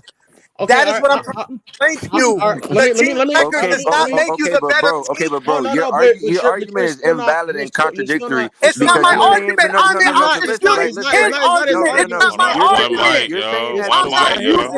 Listen, I am not using team records. I'm not using team records. That is Kobe fans and Michael Jordan fans' logic. I am not using team's records. I'm using it against you. I'm not saying you're doing that, but no. But what you're saying off their meds today. No, what you're saying that the West is playing against each other, the East is playing against each other. You realize that everybody on each conference, they played each other in that conference the same amount of times, right? Facts. You play your division 4 times, and you play everybody else out of your division, regardless of conference, 2 times. Once away, once home. It's the same shit. So what are you saying, bro? So why was the East record weak? It's not the same because the East is competing with one another. They're tougher conferences. And the West is doing the same shit. So that means, now you're moving the goalposts. listen to what I'm telling you. The conference is tougher in the East. Listen to what I'm telling you, tougher in the East. Because the difference between the top team and the bottom team is smaller gap than the West. The top teams in the West are the elite teams. The rest of those teams are not that good. Okay. Oh no, stop. That's it. That's why the Lakers. That's why the Lakers and the Spurs made 9 NBA finals during that span. And if they and guess what? Like Hold on, that's not true. And guess like what? Memphis, the teams like the Suns were not good enough. They were winning 60 games, 50-something games, but they were not good enough to Dallas came out. Dallas came out too. Y'all are arguing the wrong points here. Look, Johnny. Why did 9 teams in the Eastern Conference make the finals during that year? If it was so easy. Because the gap between each Eastern Conference teams at that time wasn't as significant as it was in the West. I agree with. So there was no comp. That means the Lakers was the comp. That means the Spurs was the comp, and everybody else was just in the thing. There was no comp. There was no competition in the West. It was all Lakers and Spurs. I'm about to answer the question though. That's not true. What you're saying? What year are y'all using for example? Like if we took a year, what's the example? 2001 or 2002. 2001 to 2010. All right, let me use 1 year as an example. I said 2000 to 2009. 2001. But to Johnny's point, well, I'm not because someone still has to come out of the East, and you're right. The competition in the East relative to Eastern Conference players, teams, is closer. But in terms of how talented the East was, how good the East was, relatively speaking, right, it just wasn't. Again, even if you don't want to use records or 50 wins, even if you look at losing teams that were making the playoffs, because we can all objectively agree that if you're a losing team that makes the playoffs, that losing team just isn't that good.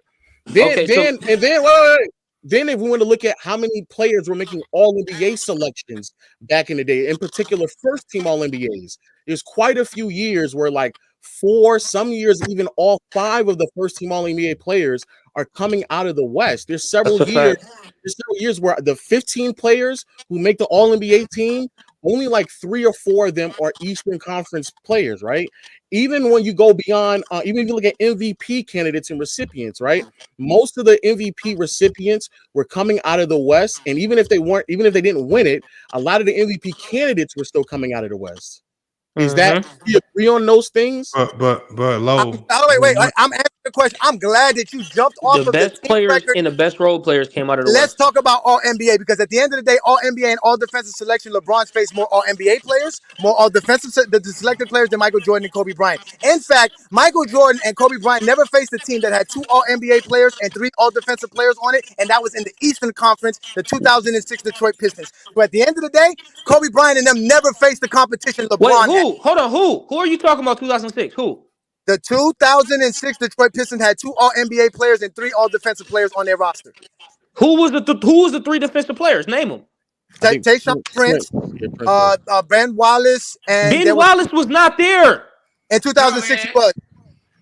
Yeah, LeBron lost, bro. D-Wade beat that same team that year. Wallace was not there. He had to face that team. Kobe never faced a team like Wallace that. was not there. Kobe never faced a team like that. Michael Jordan and LeBron and Kobe never faced more all NBA or all defensive selected players than Jordan than Michael than LeBron. In 06, he's right. Ben Wallace was there. Okay, that's one team, which I think everybody here would agree that one team is comp. That's a great team. No. That's again. That's the one team that I had to show you because in NBA history, only 6 teams ever done that, and the Chicago Bulls was one of the teams. The Chicago Bulls is one of the teams that done it twice. So that shows you how Michael Jordan had more help to face that competition that you call tough in the East when he had the help to beat them. He didn't have competition. He was the competition. That's the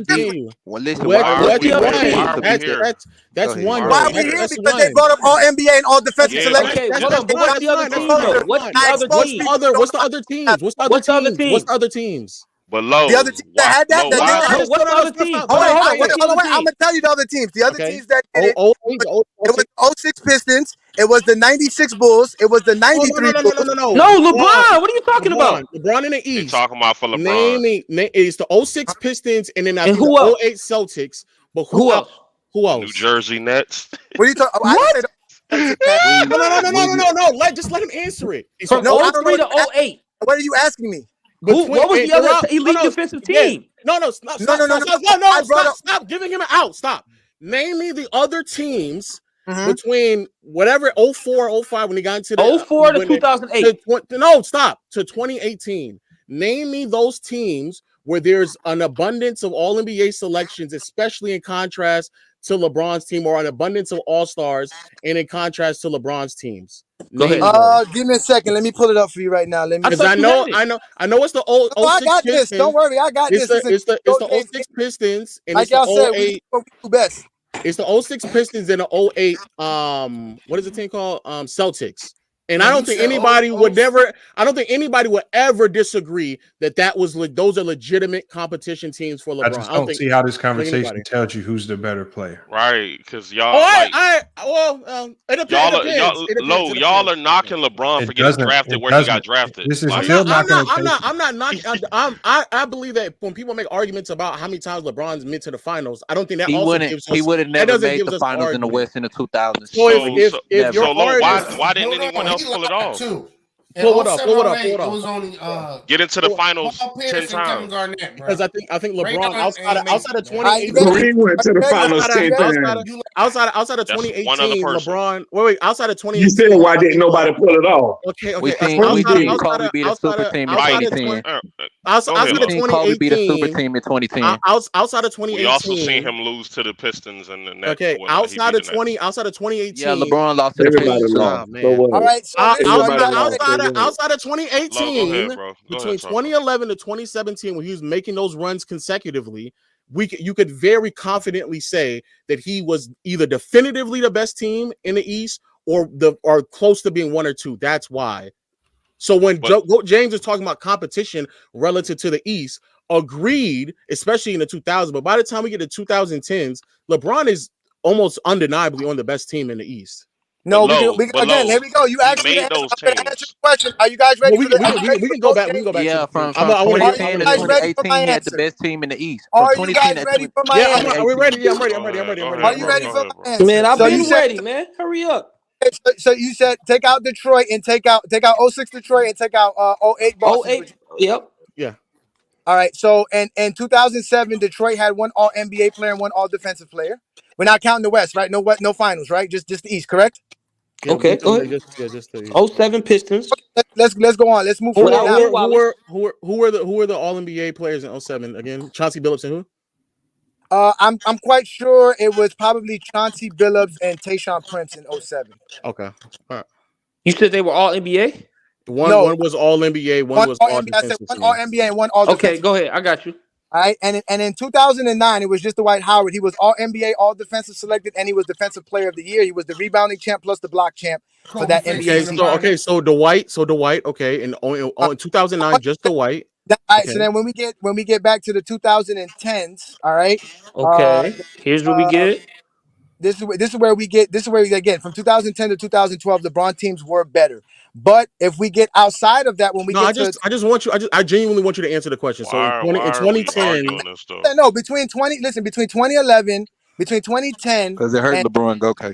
14, the teams that LeBron James faced either had one All NBA player or one All Defensive player. But like you said, he had Dwayne Wade in 2011 to 2014, who was an All NBA player. Okay, so from that same time, can we look at Kobe's competition? Hold on, wait.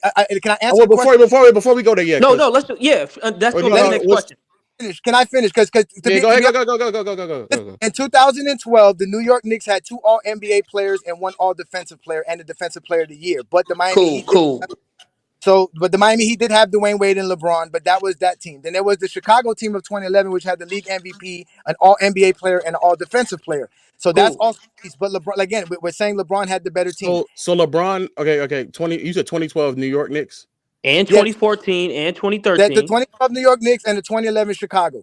So this outside of Boston. So far we got Orlando, we got Detroit in 07, Orlando 09, we got 11 Chicago. No. Okay, you're naming teams that only have one All NBA. Having one All NBA player, like what the fuck are we doing? No, I said that's what I'm saying. Let me ask you the question. Listen again. Hey, bro, I named Detroit. Bro. Detroit had one All NBA, one All Defensive. LeBron didn't have that in 2007. Okay, in 2009, LeBron James faced Dwight Howard. Okay, we talked about him being everything. He was All NBA, All Defensive, and Defensive. Okay, that's one player. That's one player. That's one player. The question I asked you in the beginning: name the teams where he had an abundance of All NBA, like multiple. Yeah, not you one. only named two teams. Okay, I gave you. Hold on, wait. I gave you Chicago, who had an All NBA and an All Defensive player. That's two players. I gave you New York, who had two All NBA players and an All Defensive player. Why are you talking so fast? Go, James. You took the bait. I have to hurry up. You guys don't let. I'm trying to get through this. Go ahead. Take your time, man. Y'all not letting me speak. Let me go through this. Go ahead. Okay, let me go through this. You said multiple All-League players. Teams that had multiple All-League players. Okay. Then if we go to, let's see here. I'm keep looking down the line. If we go to Indiana, they had an All NBA player and an All Defensive player in 2013. That's two separate. Name them. Paul Pierce and Paul George and what's his name? I can't think of his name right now. Roy Hibbert. But one All NBA player, just one. And one defense. No, we're talking about, but all defense counts as well, my friend. Go, James. No. I asked the question. I asked the question about multiple All NBA players. That's what I said. He didn't say all defensive. I never said anything. Listen, I never said anything about multiple NBA, but I brought up one team. You did. You brought up the Pistons. You led with that. Yes, you did. I said there was only. You backtracking, brother. You led with that. Hey, man, he backpedaling. Listen. Y'all are not listening. I'm handling 4 of y'all at once. And Lo, you've been dealing with me for long enough to know that I've been exposed to you long enough to know what you're. Stop trying to save this nigga. Listen to what I told you. I said that Michael Jordan and Kobe Bryant never faced a team that had 2 All NBA players plus 3 All Defensive players, and that was the 06 Detroit team. I just mentioned that they had 3 and 2. I didn't mention because they had 2.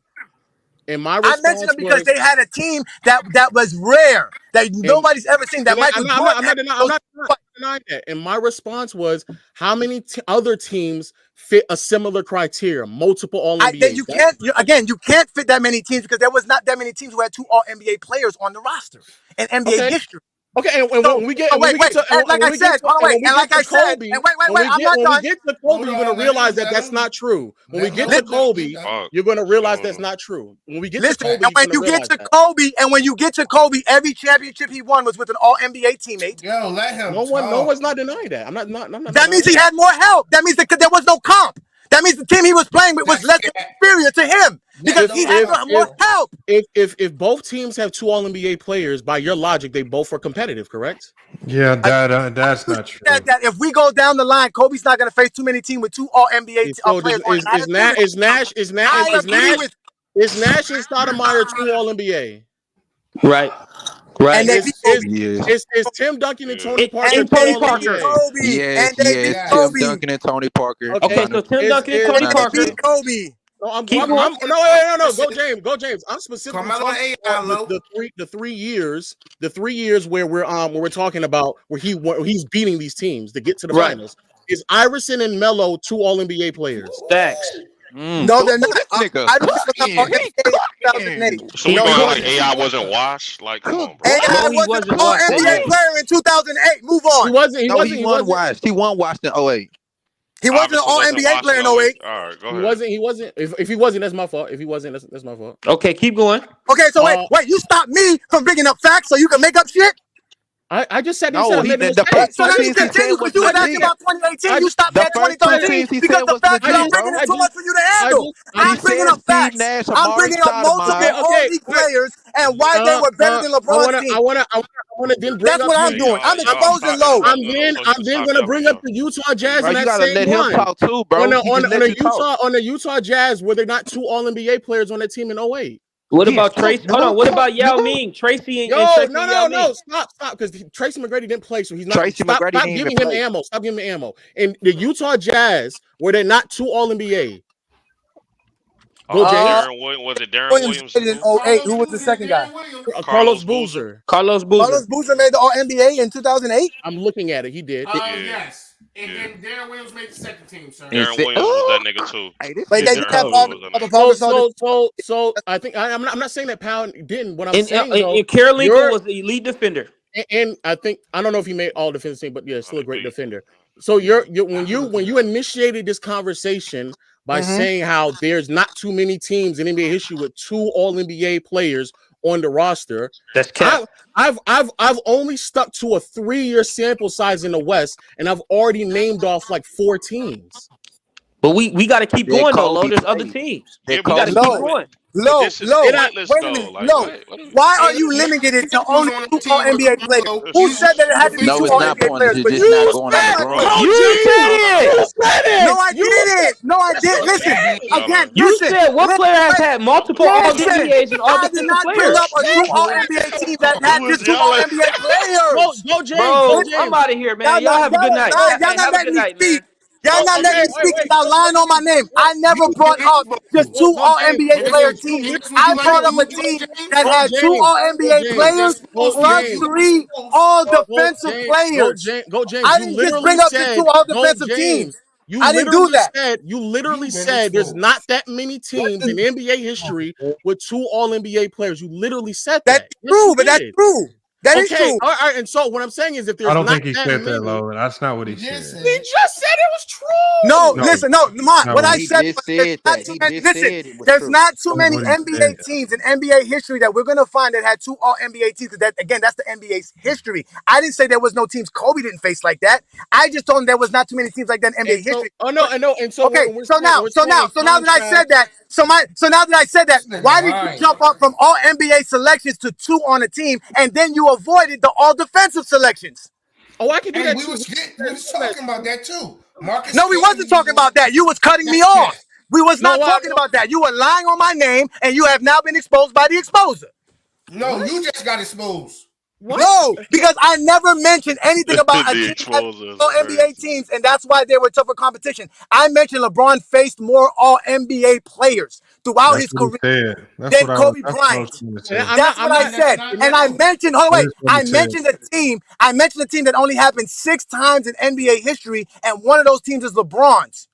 Matter of fact, LeBron James has faced teams that had 4 All-Stars on it, right? In NBA history, only 9 teams had 4 All-Stars on it. LeBron faced 5 of them, 2 in the East. So LeBron has faced tougher competition than Michael Jordan and Kobe. That's what I've been fooling y'all on. So I gotta yell because y'all don't let people speak when y'all get exposed. That's what the exposure does. Who is you exposing? And let FYF. I'm exposing Low, SFM, Kobe, and any Kobe Bryant and Michael Jordan fan lying about competition. That's what I'm doing. That's what I'm doing. That's what I'm doing. Y'all, welcome to Coach James. He did say all NBA players. He didn't say they had to be two on one team. That's what he said in the beginning. He just said LeBron's faced more all NBA players. Thank you, Lo. Bye, Lo. That's why you only on Players' Choice, because y'all don't take real competition like y'all talk about Michael Jordan. This is real competition at FYF. This ain't that nonsense. Hey, Lamont, you know I found out what FYF mean the other day? If you FYF, we FYO, because we fuck your feelings. We don't give a damn about y'all feelings. We expose that bullshit. Y'all keep lying up on here. Stop lying when Goat James Kingdom show up. Nigga, you the one who lying on here. Hey, wait, hold on, Lamont. All of this is recorded, and I will post this on TikTok and on our channel to show how y'all are the liars. Do it. Say that you cooked a Player's Choice. I want to see it. I already did it. Sports Fluent got it before. Mars got it before. Lowe's got it before. Shit. I'm waiting for Tickets. Tickets up next. Didn't he play with who made an all-defensive team, nigga? Fuck is Again, what I'm talking about is that LeBron had tougher competition than Kobe and Michael Jordan. What you talking is lies. He didn't, keep it coming. No, he didn't. Well, go James. Michael nor LeBron had harder competition, bro. Again, you're the one who brought up team records. I exposed that. You're the one who brought up all NBA. I exposed that, and I'm gonna keep exposing y'all because that's what I do. That same Boston team you said Kobe faced them in 08, nigga, too. So what again, Kobe Bryant never made. I never won an NBA championship without an NBA team. That's when he facts. faced the Suns. That's facts. Kobe Bryant. Wait, matter of fact, wait a minute. Kobe Bryant has 12 NBA seasons with an All NBA teammate. LeBron has 5, and they played the same amount of years. Kobe Bryant had an MVP teammate. LeBron's never had that. Yes, he did. Never had that. Too, nigga. He had Shaq, a former MVP. Oh wait, LeBron James never had a guy average double-double. Kobe's had that with several players. Hey, what's Kobe and LeBron record head to head? Oh, never mind. Oh yeah, exactly. Kobe got whooping. Y'all talking about that West was harder. Why was Kobe always Hey, 11 of those wins came with his super team in Miami. What the fuck are you talking about, bitch? What's super team? Hey, bro. Hey, watch that video. Hey, before LeBron got to Miami, Dwayne Wade used to whoop on Kobe Bryant every Christmas Day. Hey, I gotta get this one shut down, y'all. Real quick though, go James. Yeah, go ahead, Carl. Have they ever done? Go ahead, Yeah, man. Brandon. What's LeBron head to head with Tim Duncan? You say what? I'm asking. My question is: Has Kobe or Michael ever averaged 16 points? So, in the finals? Y'all hear me? Is my mic good? Go ahead, bro. Yeah, we hear you now. Kobe averaged 15 in Can the you hear me now? finals. That's because he got hurt. Yeah, go ahead. I was asking him, has Kobe or Mike ever averaged 16 points in the finals? Yeah, Kobe averaged 15 in 2000s. He averaged 15. Kobe averaged 15 in 2000. Kobe did it against the Pacers. Kobe missed 2 finals. I can't. Yeah, I don't hear you. Can y'all hear me? He missed 2 games. Yes, because Jalen Rose hurt him on purpose, bro. Kobe did it versus the Pacers. When he missed 2 games. Hurt him on purpose. Put the context when he had missed 2 games. Are you trying to allude to 2011 where Kobe got swept? Is that what you?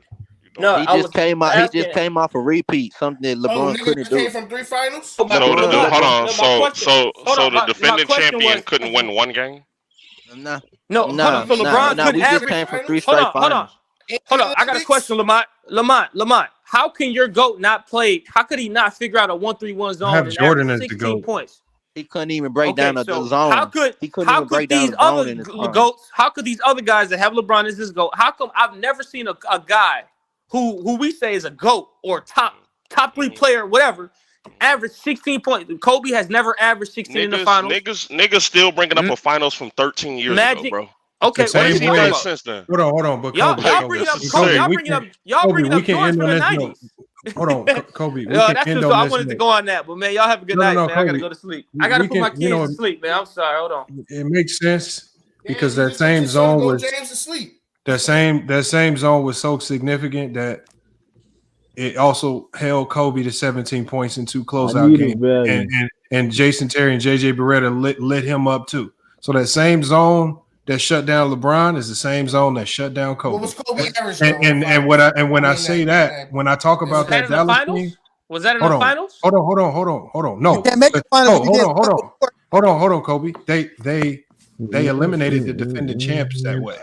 So they saw the defending champs. Hold on, Kobe. I'm asking you a question. They already had other issues, though. Hold on, Kobe. I'm answering your question. They saw the defending champs. The defending champs that had home court advantage. They saw them and they said, we're going to run this same zone versus them and we're going to use it to shut down Kobe, the guy who was in his prime, the guy who was the defending champ. And that same zone that, again, shut down LeBron. Well, but how can it shut down D-Wade, though? D-Wade averaged 26, though. Why didn't he shut down D-Wade? They were focused on LeBron, nigga. What I'm saying, That's not true. What I'm saying is that same zone didn't shut all the Lakers down, but it definitely shut Kobe down. And that same zone didn't shut all the Miami Heat players down, but it definitely stifled LeBron. So why don't we, as opposed to acting like this Dallas Maverick team was just some pushovers, why don't we just say that this Dallas Maverick team could potentially be one of the better teams, and they don't get enough credit in NBA history? Yeah, they were a one-hit wonder. They was tough. Paul Gasol was hurt, bro. We already. Hold on, this is how crazy it is. And they beat OKC and Marcus Aldridge. And we can't hold on, Kobe. And we can't act like they didn't beat other great teams along the way and other great players.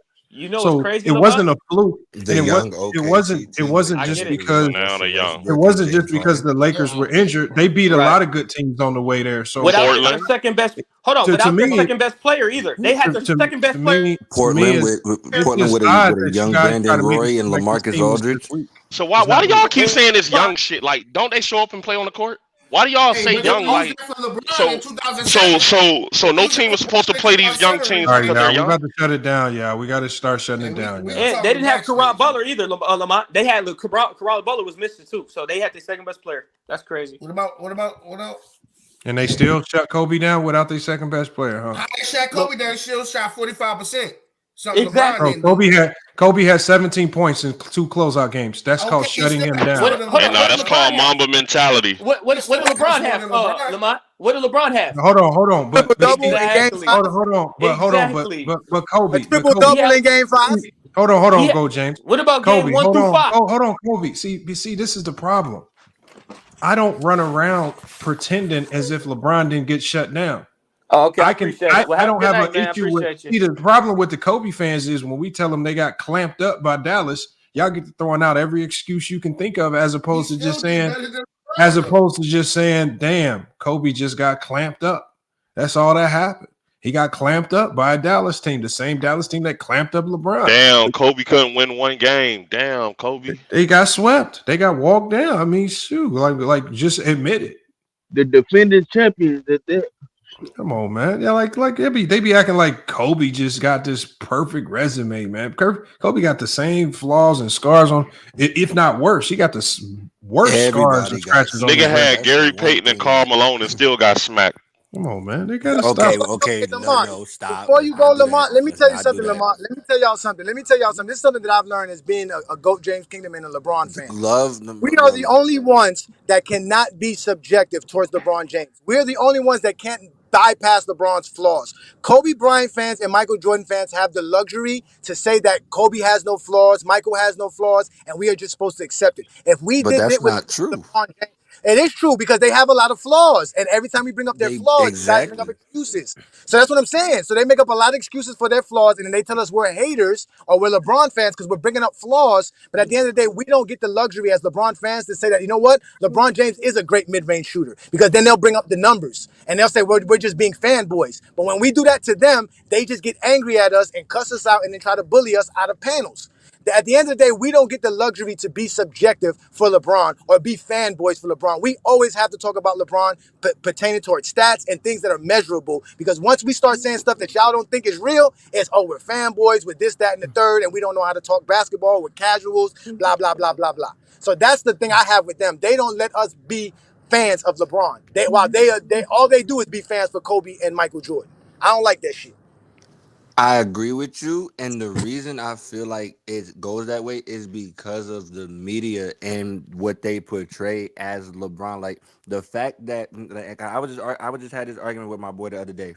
The reason why, and you just like Gilbert Arenas said, LeBron is 39 years old, and people still expect him to be the greatest player in the league. They still expect him to do all this other stuff, right? But at the same time, Jordan was 38. Kobe was getting up there, but nobody like corrects them, or nobody addresses their failures. Why? It's because LeBron is still in that GOAT debate. It's because people have him so high at, like, right now, whereas Jordan was already the GOAT. So people don't they diminish it, which I don't think is right. But if LeBron, like, let's just say, like, after he won the last championship in Cleveland, I'm not gonna count the bubble. I'm sorry.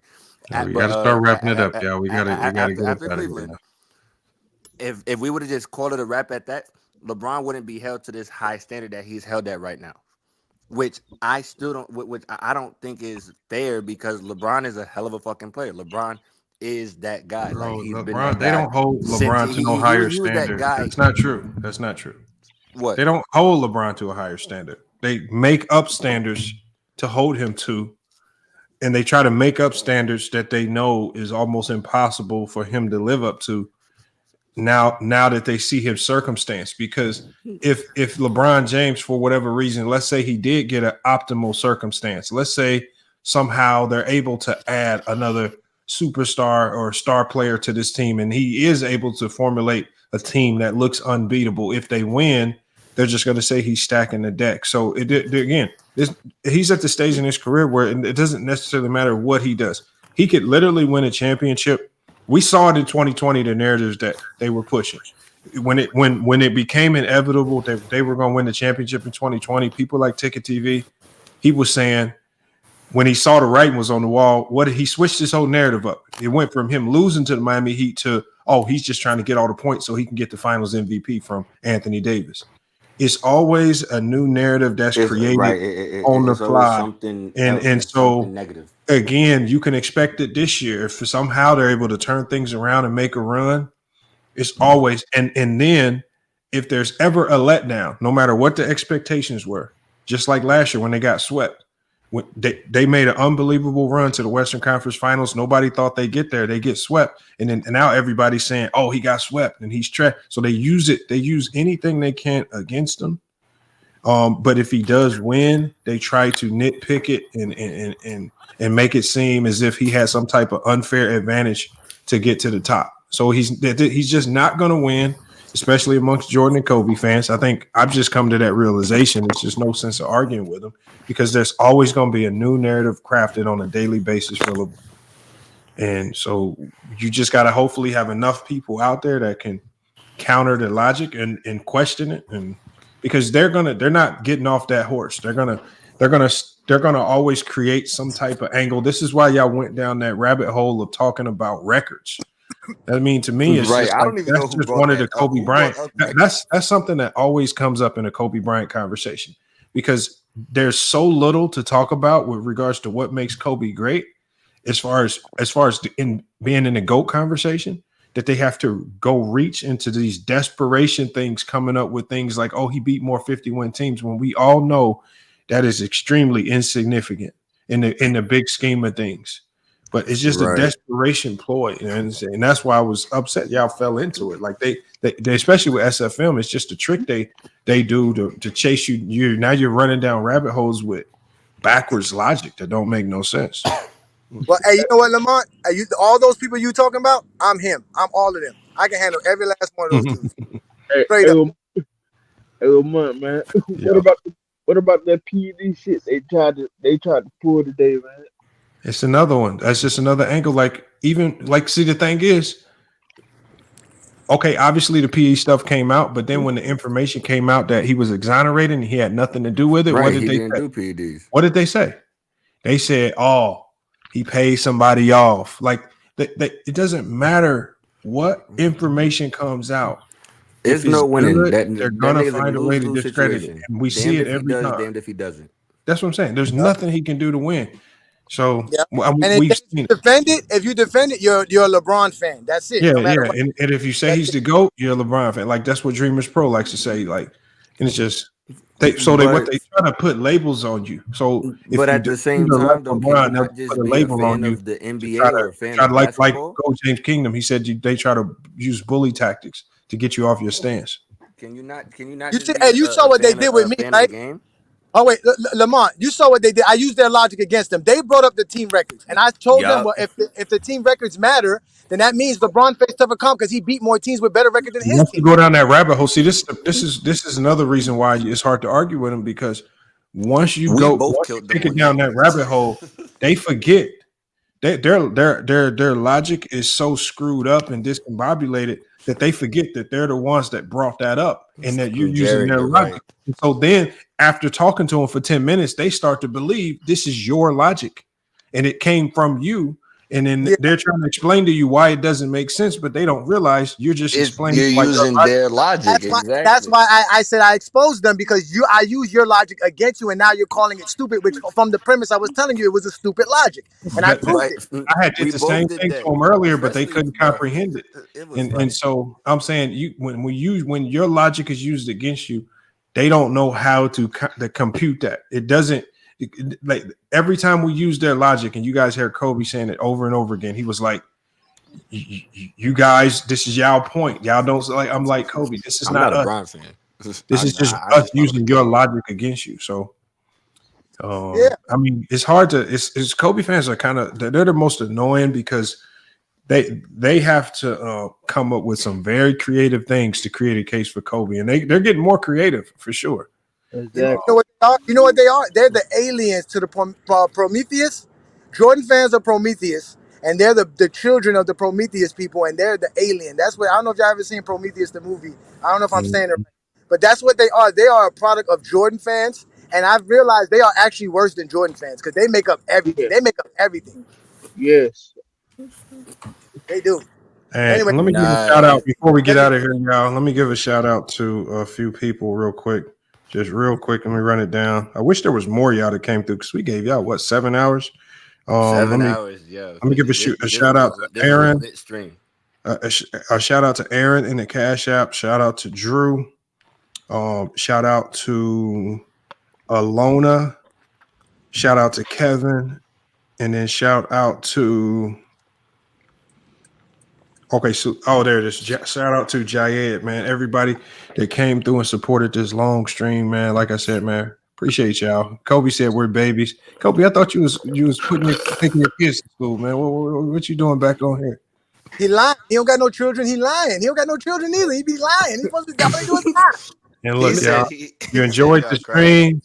If you enjoyed the stream, if you enjoyed the whole 7 hours, I'm probably gonna cut this one up, man, into different segments. But if you enjoyed the stream, make sure on your way out, man, you support your channel, man. Cash out, $ FYF Sports, man. We had Gold James Kingdom up here. Make sure y'all check out his channel. It's easy to find. Y'all see the logo on the screen. I'm gonna put him on the big screen so y'all see it, man. Gold James Kingdom. Just search it in YouTube, man. Give him a subscribe, man. Follow his content, man. They always going live cooking, doing these debates, man. They you know, I'm telling you right now. I told you. I even told him he has some interesting takes, and I told you there was one day I heard these guys break down defense, and it was wild. It was wild how they broke down LeBron James' defense. Cash App. You said what?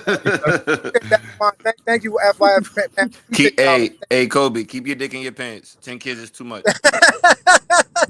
Yeah, you need to chill out then if you got rocking 10. Yeah. You just slow up, man. Yeah, you shouldn't be on here then, nigga. Right. He says y'all crying in the therapy says for your bum queen. But wait, no. Kobe, didn't you say that you was 24? How the hell you 24 with 10 kids? He lying. Why the fuck you lying? Oh, you know what, Lamont? You know what? Hey, Lamont. You know what's another thing we gotta stop doing? We gotta stop arguing basketball with people that never saw the towers drop. If you want to lie when the towers drop, you can't talk basketball with me, man. I got nothing to say to you. I was in the Pentagon when the towers dropped. I remember. Yeah, everybody should remember what they was doing when the towers dropped, man. I was in the Pentagon. If you don't remember, that means you wasn't alive. That means I can't talk basketball with you. That means you haven't watched basketball enough to know basketball to talk basketball with me. That's not good. I mean, hey, look, I'm 23, but still. I was 4, bro. I was 4. But I see you listening and you paying attention, you learning. That's a good thing. Good job, young man. Pay attention and learn.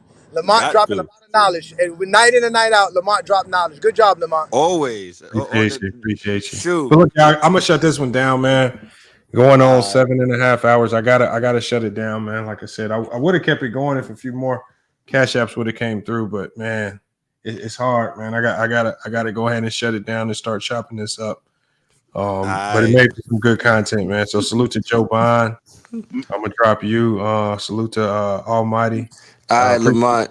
Peace, my boy. Stay I want to safe. get you up there for some more conversations, man. So make sure you pull back up, man, when we go live, man. Definitely. Bro, this is my first one. It was lit. I freaking enjoyed it. Yeah, man. I definitely got to start coming up more. Yeah. Yeah, definitely. When I see you, I'm definitely going to get you pulled up, man. Say that. Yes, all right, bro. Stay safe. Appreciate you. Right. Yes, sir. And then we got Dante, man. Salute to Dante, man. One of the OG subscribers of the channel. We got to get you. We got to get you on it. We got to get you a channel, man, Dante, man. We got to get you cooking, man. We got to get you set up, man. So hopefully we can see you doing your own thing on YouTube, man. But again, Dante, man, much appreciate your support, man. One of long time subscribers to the channel, man. Always coming through to support, man. I'm gonna drop you down, no man. Salute, Dante. Appreciate you pulling up, man. Yes, sir. All right. Hey, y'all. Look, FYF Sports, man. Another great podcast episode, man. Appreciate everybody. Pulled up to FYF Sports, man. Long stream, but look, man, we have some hellified debates. Try to let people go. You know, I try to let the conversations just evolve on their own. It got a little sloppy. 6 foot Ishmael, 6 foot. No, I used to be able to, but I was never a leaper. I've always been a shooter, Ishmael. So more of a shooter. Eli said today's show was fire, man. Yes, sir. Appreciate it, man. Like I said, I'm gonna drop it one more time before we get up out of here. Like I say, just so y'all know, man, YouTube, man, is really cutting into the ad revenue. All right. So they've kind of cut ad revenue by 85%. So, you know, y'all want to keep these streams coming, man. Y'all want quality content, man. All you got to do is support, man. We giving y'all better shows than ESPN, Fox News, man. And we let y'all come up and cook with the people, man. So I definitely support, man, to help keep us afloat, man. As YouTube, it seems like they trying to do their most to get us up out of there, but making it hard on us to stream consistently, man, by killing our revenue streams, man. But look, it's FYF Sports, man. Another great podcast episode. Yeah, we're going to be back with more sports and news. We're going to be having another late night stream for you guys tomorrow.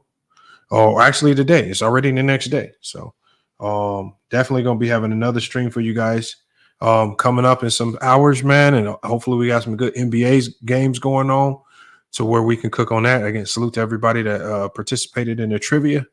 That's always a big thing when we get people, doing something new. It was a new concept with the trivia. I know ChatGPT kind of messed up some of the answers on the trivia, but look, it made for some interesting content, man. So, it is what it is, but we definitely going to be doing it again tomorrow night. Probably not another 7 hours, but we definitely will be here. But y'all, it's FYF Sports, man. Another great podcast episode. We're going to be back with more sports and news. Until then, it's FYF Sports. And we out.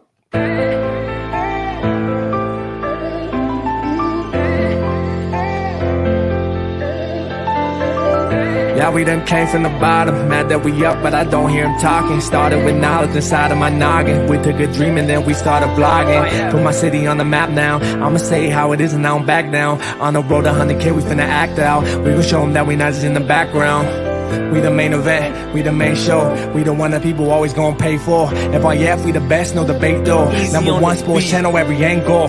I'ma show them all how we ride. Best sports talk show, we not like them guys who playing it safe while they better the lines. We pushing the narrative all the time. Like who to go in the game is not MJ. Kobe Bryant top 10, not what we say. Hakeem Olajuwon is very overrated. Keep it real, if it ain't fact, we don't say it. Now it's stable, we won't be ignored.